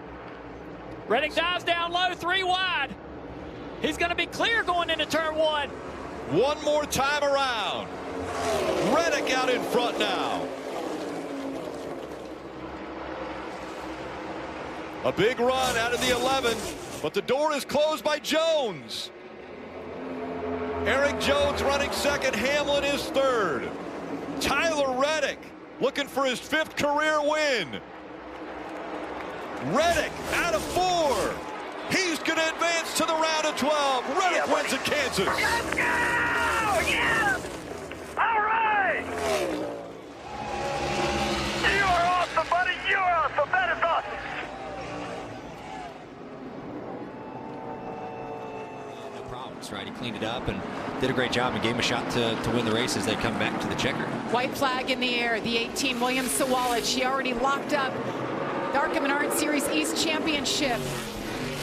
Can he take the win as he comes around? Checker flag in the air. William Sawalich wins it at Bristol. What a finish to this one. Hurt Eckes' exit.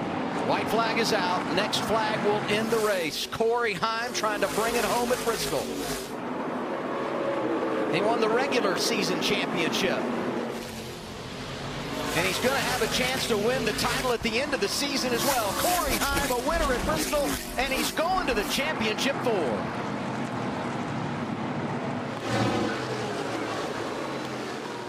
Remember, it wasn't that long ago that Allgaier was in victory lane. It was at Daytona. One more time around for Justin Allgaier. He's led 109 laps. It'll be 110 when he comes back by to see the checkered flag. For his 22nd career win, Justin Allgaier wins at Bristol. It's Bristol, baby. Come on. Woo! Silk now taking a more protective line. He ran the bottom. His car gets sideways. Is this the opportunity? Bonsignore could not keep the nose to the bottom. 3 to go. The line this time high. Silk up into the loose stuff. Bonsignore can't draw to the bottom. Justin Bonsignore trying every angle he can to get by Ronnie Silk. He's into the back bumper. He'll go underneath him. Sends him up again. This time he draws even. Bonsignore to the bottom. Now Silk, the payback move to the inside lane. He'll shove Bonsignore up the hill in the back straightaway. They'll come to the line this time by. 1 lap to go. Silk up into the loose stuff, and Bonsignore back out in front. Final time around. Justin Bonsignore to the bottom. Silk hammers to the back bumper. Justin Bonsignore will get away through turns 3 and 4. Checkered flag is out, and it's going to be Justin Bonsignore to win at Riverhead. Across the line in second is going to be Mark Stewart. It looks like Ronnie Silk will finish 3rd tonight. And what a battle between the 51 of Justin Bonsignore and the 16 of Ronnie Silk.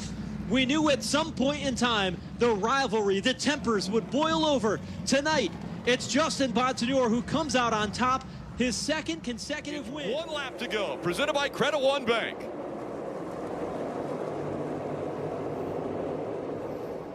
Denny Hamlin, the 42-year-old from Chesterfield, Virginia, has put together an amazing race. He's led 142 laps, and he wins the night race at Bristol.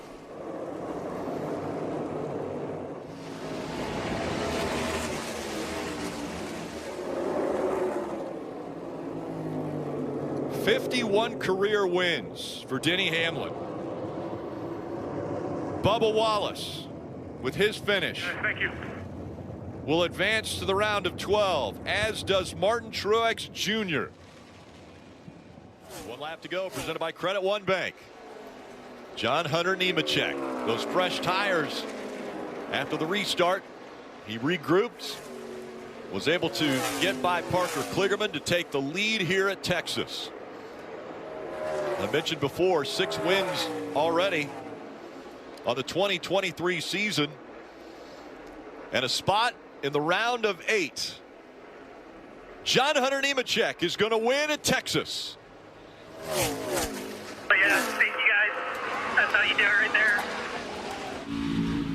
Parker Kligerman, Sammy Smith, Chandler Smith, and Justin Allgaier are the top 5. For the kids, get the victory lane. Let's go! Coming into this race, he had to lead 108 laps to set a new record for laps led. And Trayton Lapcevich wanted to go out a record holder here today. He will set new high water marks in the 2023 season. Nice and smooth, buddy. No pressure back at all. And there's Ken Katu, the calm voice of his spotter, down the back straightaway for the final time. Trayton Lapcevich will lead him into 3 and 4. He's got nobody in front of him, and more importantly, nobody behind. Trayton Lapcevich will win the race and win the 2023 championship. There you go, buddy. Great work, guys. Great season. Thanks all the supporters. 22 Racing. Thanks, everyone. What a season to see Caden riding, Dad, the rest of the family, all right there. Todd standing by with the winning crew chief. 1 lap to go, presented by Credit One Bank. William Byron. Is it going to be the driver of the 24 that gives Rick Hendrick his 300th win in the Cup Series? Down the backstretch for the final time, the winningest driver in 2023, already 5 wins, and now looking to secure a spot in the round of 8. William Byron, the 25-year-old, is going to win at Texas. He's into the round of 8. Go! 374! Moving on to round 8! Hell yeah! The 25 truck is the ones that went to victory lane last year. Green flag is in the air for NASCAR Craftsman Truck Series overtime. Pretty even start there, Phil. Some good pushers on the inside and the outside. 4 trucks lined up on the inside. Oh, that's going to prevail. They broke apart a little bit on the outside between 2nd and 3rd. Oh. Brett Moffitt tried to extend that lead, but not so quick. The 25 cannot lock bumpers. Well, that was locked. That's about as locked as you can get right there. He's still locked. He's still locked to the 19. NASCAR watching that. You've got to give some space in between bumpers. This is going to be the push that gets them in front. Christian Eckes to the point. Chandler Smith right behind him. Here comes Parker Kligerman. He's run up front all day. Final lap. White flag is in the air. Next flag will end it. See Moffitt go up to the high side. Kligerman comes with him. We know how fast that truck's been. There's the block. Christian Eckes tries to block him, goes to the top. He's on the outside. 3 wide. Through the middle, Brett Moffitt with a big push from Parker Kligerman. Can the inside line get that speed, get that energy? Ben Rhodes is pushing. Both of those drivers got clear of Chandler Smith. Brett Moffitt. Chandler Smith, he's got to run. Chandler Smith pushing the 34. He takes a look to the outside. Ben Rhodes takes a look to the inside. He hangs on, continues to push. Brett Moffitt. Brett Moffitt with the win at Talladega. Wow. Whew. One overtime. That's all it took. Welcome back to the Truck Series, Brett Moffitt. What a job by Brett Moffitt. And where do you think Christian Eckes finished? 19th. The last truck on the lead lap. Battling for the lead, and just like that, in one lap, drops. 8 seconds, the gap back to Andres Perez on a night in which he knew coming in he would wrap up the title just by coming to the green. That wasn't enough for him. Jesse Love is going to wax the field and lead every lap en route to win number 10 on the season. Love wins at Salem. On the bottom groove, the race leader is Matt Hirschman. He has the opportunity to fire first in the restart zone. They roll up off the turn. A clean start. Hirschman gets away with it. Ron Silk sitting there in second. To the bottom lane. Challenging with Doug Coby. On the back straightaway, they will look for the white flag, this time by Matt Hirschman in command. Silk battling for second. Coby walks up the racetrack. That'll allow Bonsignor to come to the inside lane. White flag is out. The next flag will end the race. Coby and Bonsignor come together. Matt Hirschman on the back straightaway for the final time. Car number 60 of Hirschman into turn 3. Off turn number 4. And Matt Hirschman wins at North Wilkesboro Speedway, making history tonight. Doug Coby will crash at the checkered flag along with the 34 and the rest of the field. JB for an airborne at the finish. Tyler Ripkema and the 32 car was involved as well. The 34 car went over the back of the 32 of Tyler Ripkema. Andy Seiss is involved. Jamie Tomeno at the finish. Matt Hirschman wins the Brushy Mountain Power Sports 150. We'll head down to victory lane after the break. Coming to the white flag this time around. Final lap of the Napa Auto Parts 150. Final time around for Caden Honeycutt. Does Sean Hingorani have anything left? He's going to have one shot at him here in turns 3 and 4. Honeycutt going to face off. Sean Hingorani taking one more shot, not going to make it work. Caden Honeycutt picking up the win here at All-American Speedway. Hingorani coming across the stripe in second. Tanner Reif coming home in third. But in his ARCA Menards Series West debut, Caden Honeycutt picking up the checkered flag.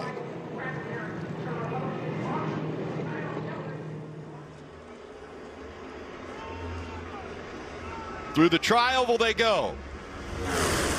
1 lap to go. Presented by Credit One Bank.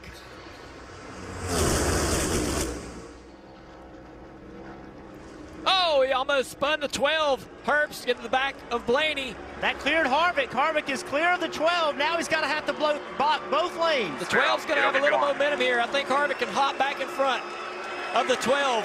Big run coming. The 12 to the inside. Shuffles the 4 out. Now Blaney and Harvick down the backstretch for the final time and into turn 3. Blaney with a push from the 24 of Byron. Here comes Harvick on the outside.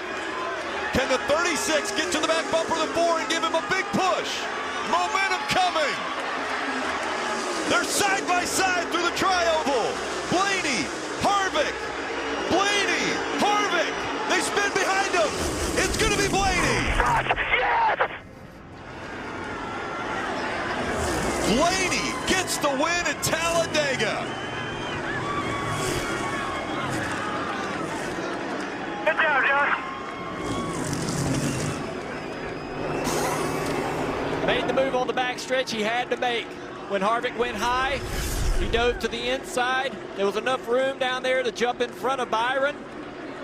Byron forced to give him the push that he needed through the tri-oval to give him just enough, literally almost a foot, to beat this 4 car across the finish line. 12 one-thousandths of a second separating 1 and 2, Blaney and Harvick. 1 lap to go, presented by Credit One Bank. Next flag ends it. From this pace, they will not catch you. The 2, as you mentioned, Jeff, is in a really good spot. I think it's Hemrick who has the ability. Hemrick, can he find 2 points, 2 positions in front of him? And he just needs the 2 points because a tiebreaker goes to Hemrick. His second place finish is better than that of what Creed has. Well, and you mentioned it. What if Parker makes a lunge for life, so to speak, to try to make an aggressive move and gets himself and the guy in front of him in trouble? Then Hemrick could take advantage of it and pick up 2 spots. You saw the slide out of the Riley Herbst. You have Kaz Gralla right on his bumper, the 48 on his bumper. It's all in front of Hemrick. He's hoping for contact. You saw that 26. Yeah, a little bit of contact with the wall there. Watch the 48 car. He's got to make a move right here. Parker Kligerman, can he outbrake the car in front of him? It's a long way to go, but he's going to try. He's there. To the back bumper of Kaz Gralla. He can't not make that pass. Now Sam Mayer through the final turns here on the big track. Hemrick running in 7th, but might not be able to make it on points. Creed in a great position. 3 wins, 3 career wins, and the most important one, Sam Mayer wins his way to the round of 8. Oh, can the 10 get both of them? Oh, my goodness. That was so close between the 48, the 26, and the 10. We'll have to see the official scoring of who beat who to the line. 3 wide for the transfer spot.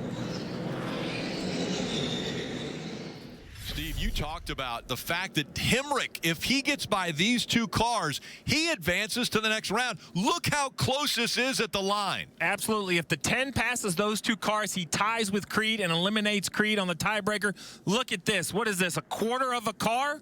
I can't tell who finishes in front of who between Hemrick and Kaz Gralla, but that 10 car, the 3rd car on the right, that's the distance. That's what eliminated the 10 car of Hemrick. 5 feet. He's 5 feet away from passing those 2 cars and advancing to the next round. That's how close it was. Flag will come out right now for William Sawalich. And Andres Perez is saying, wait, I thought I was running 4th. Why is that the leader right behind me? William Sawalich has been incredible tonight. He's been able to hold off the 20 of Jesse Love. And for the 4th time this season, William Sawalich gets the win. He takes it home in the season finale at Toledo. Ron Silk will come to the white flag. This time as he comes up off turn number 4. Final time around for Ron Silk, and he's got now 4 car lengths back to the 2nd place, Jake Johnson. Johnson threw everything he had at it, but unable to get up there and contend for the win. Ron Silk trying to capitalize on the misfortune on that late race restart for Justin Bonsignor, and he does all he can here today, and Thompson scores his 6th ever victory at Thompson Speedway Motorsports Park. Ron Silk in the 16 team, the winner, and will take over the championship point battle across the line. And 13th is going to be Justin Bonsignor here today, and Ron Silk takes 1 step closer to becoming the 2023 NASCAR Whelen Modified Tour champion and what is going to be a monster day in the title chase. And now the white flag in the air. One more time around.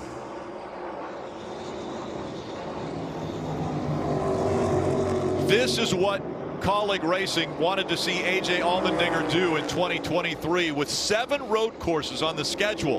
And Allmendinger, as strong as he is on road courses, they wanted to see him be competitive in every single road course. William Byron's 3 car lengths behind. He's going to try to use every braking zone to his advantage, try to carry as much speed as he can, go to the throttle a little quicker than he's been able to, but as he pushes the car, asking for more, the car won't give it to him. You can see the 16 got away from him right there. That was just simply William Byron trying to get more speed. And that is the breathing room that A.J. Allmendinger was looking for as they head down the backstretch, Rick, into that chicane. Last time in, William Byron definitely carried more speed in the braking zone. This time, Allmendinger has a little bit of a gap. Byron knows there are 5 playoff points out there. He's going to be aggressive these final turns, but Allmendinger still with a 5-6 car length advantage now. Allmendinger's last win was at the Indianapolis road course back in 2021. That's 50 starts ago. And now A.J. Allmendinger out of the final turn. He wins at the Charlotte Roval.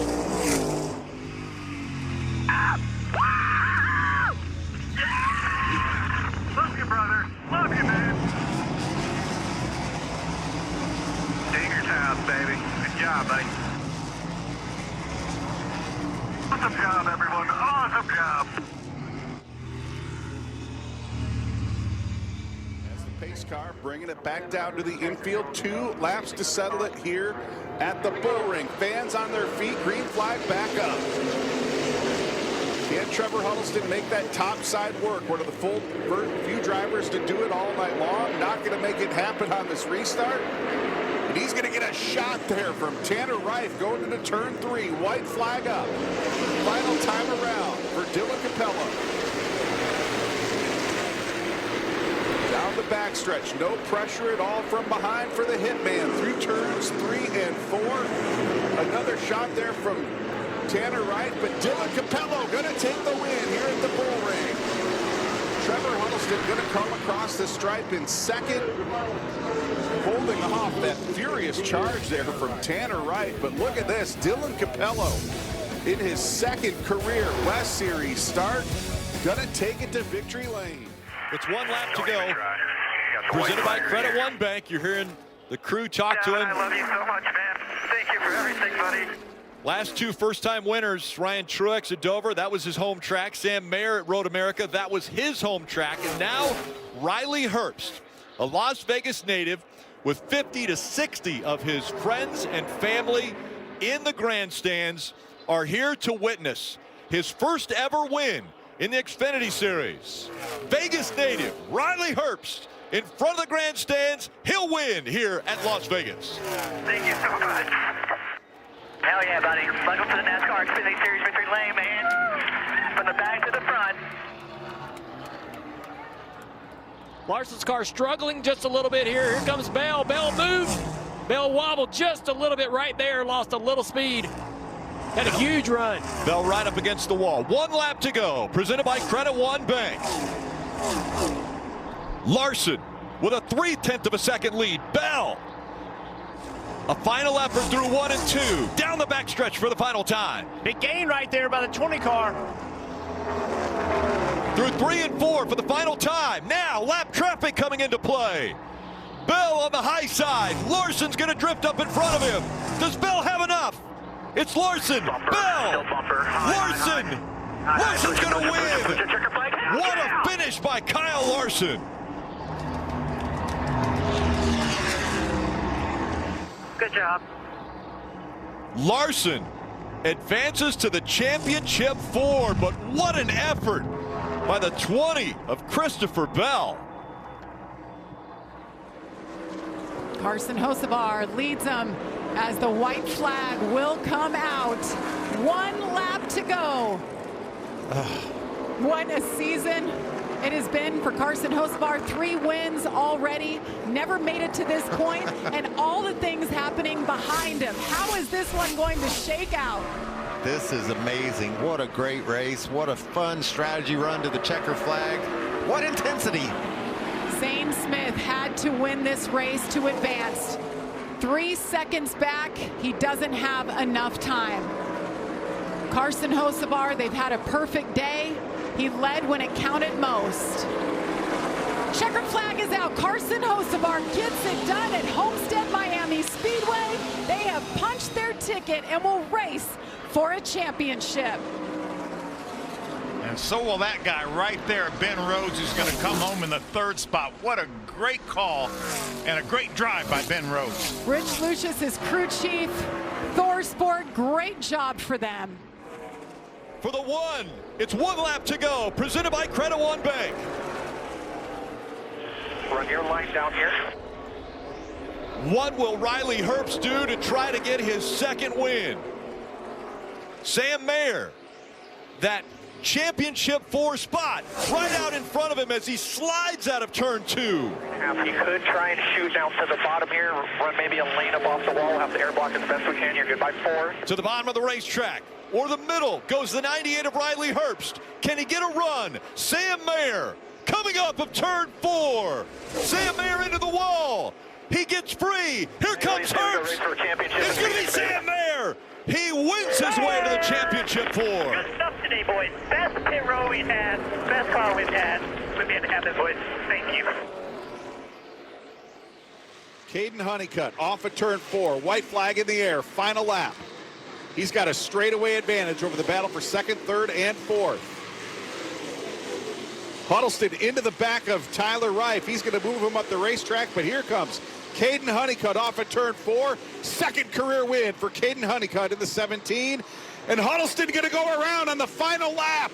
Huddleston getting sideways in turns 3 and 4. He is going to give up a ton of points on the final corner of the final lap.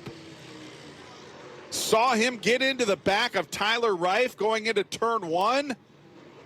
And Reif apparently repaying the favor down into turns 3 and 4. It's 1 lap to go. Presented by Credit One Bank. Christopher Bell didn't run a green flag lap in the top 5 until lap 221. And now, after overcoming a slow pit stop, Christopher Bell goes down the backstretch, and he can see a shot at the championship.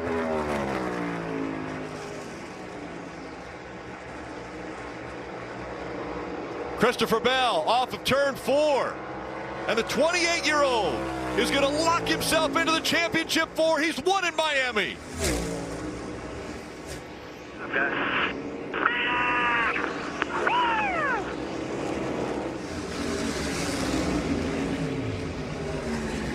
Hell of a job, guys. Bonsignor in second. He was not able to challenge Ryan Preece, who will see the white flag this time by in Martinsville. Final time around for Ryan Preece. He started on the front row. Got his first win here at Martinsville in the early stages of his career. Now he's the star of the NASCAR Cup Series. And tonight, he rolls through turns 3 and 4 and will win for the 26th time in the NASCAR Whelen Modified Tour. Ryan Preece wins at Martinsville. And off turn 4, your 2023 champion is Ronnie Silk.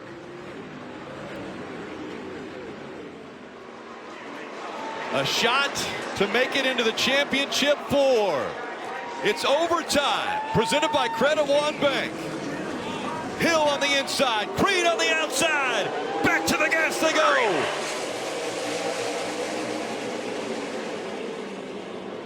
Way up the racetrack goes Hill.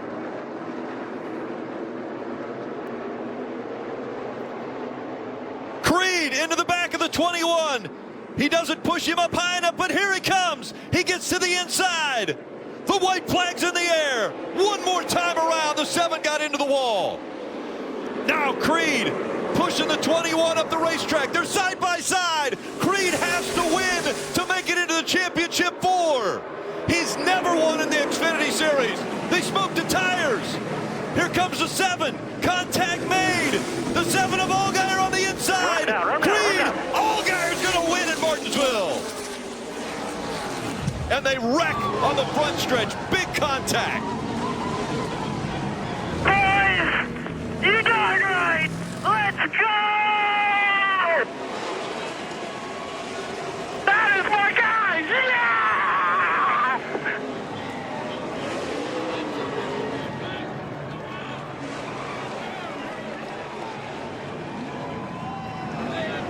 The 7 winning, advancing to the championship 4. The way the points are when they win across the line, Cole Custer is going to advance, and Austin Hill will not. We'll wait to see the official scores. Blaney right on the back bumper of Michael McDowell, this time by.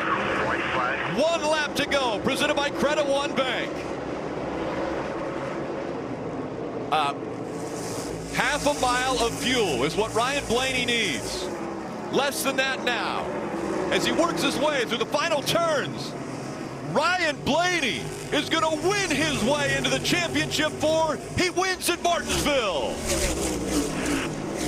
Yeah, baby. Let's go, fella.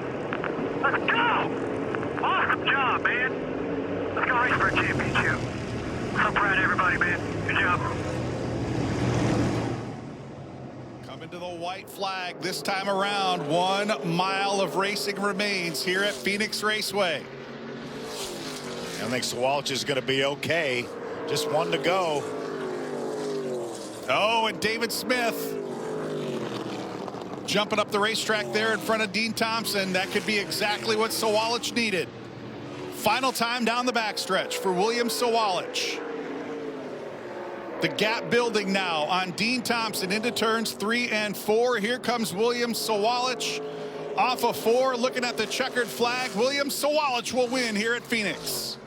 And Phil, there's Sean Hingorani coming across the finish line in 3rd to officially lock up that ARCA Menards Series West Championship. And we can officially give the Owners Championship to that car right there. Steve McGowan owned number 17. Had to finish 12th or better, and Caden Honeycutt fought back from some adversity, flat tire early in the race, to come home 9th. Here we go. We're going to try it once again. Chase Purdy on the inside. Christian Eckes on the outside. Let's see if they can get through this cleanly this time. Green flag in the air. Oh boy, watching the 99 of Ben Rhodes. Look at Grant Enfinger. Here comes Grant. Here he comes. That's him in the yellow truck in the inside. He's about 4 trucks behind Ben Rhodes right now. Ben's the middle of 3 wide. Christian Eckes out front. We've got a truck in the wall. Tyler Ingram in the wall. Are they going to keep it green until the white flag comes out? They took the white. This is officially the last lap of the race. Can Ben Rhodes hang on? Grant Enfinger making it large on the bottom. They're going to go side by side around. The final lap, is it going to be Ben Rhodes? Will it be the yellow truck of Grant Enfinger? They're rubbing back there. Right now, advantage to the 99. Grant Enfinger is going for it. To the outside he goes. It's not enough. Ben Rhodes wins the championship at Phoenix. Oh, me. Whew. That was worth the wait. What a drive by Grant Enfinger, but even more so by Ben Rhodes, staying cool, staying calm, and holding off Grant Enfinger. That was amazing. Even after they took the checker, Ben was afraid to back off the gas. He kept on going. Ben's eyes, you could tell, he's like, is it over? Is it really over? Did we do it? Look how they finished, 5th and 6th. Christian Eckes gets the win. Great drive by him. Cap off an incredible season, his 4th win of the year. What about 2, 3, and 4? Jake Garcia, Chase Purdy, Jesse Love. Great finishes by those 3 with a chance to win. Caden Honeycutt comes home in 6th. Dean Thompson 7th. You could tell Ben Rhodes is smiling under that helmet. The 26-year-old from Louisville, Kentucky. His 2nd career championship in his 8th full-time season. Oh, I can't believe it. Thank you guys for everything. This is incredible. I'm so appreciative and grateful for this opportunity, everybody. Custer Nemechek getting ready for overtime. Presented by Credit One Bank. It will be 2 laps. Custer on the outside. Nemechek on the inside. Back to green.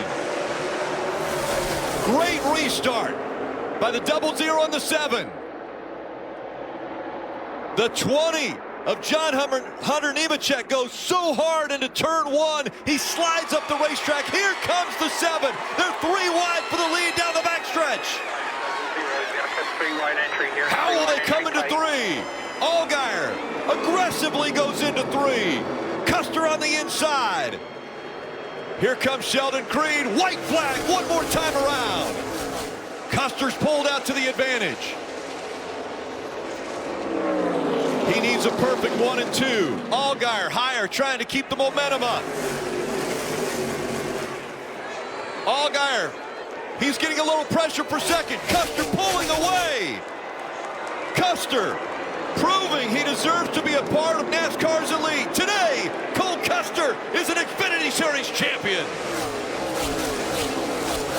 Hell yeah, guys! That's awesome! You guys are the best. That car was unreal. I've never had a car that good here. Oh my God.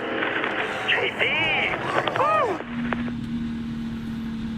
I love you guys. I love you, Cole Custer. Awesome job, man. I don't know how you done that, but we'll have to watch the replay. Proud of you guys. I told you this is a championship team.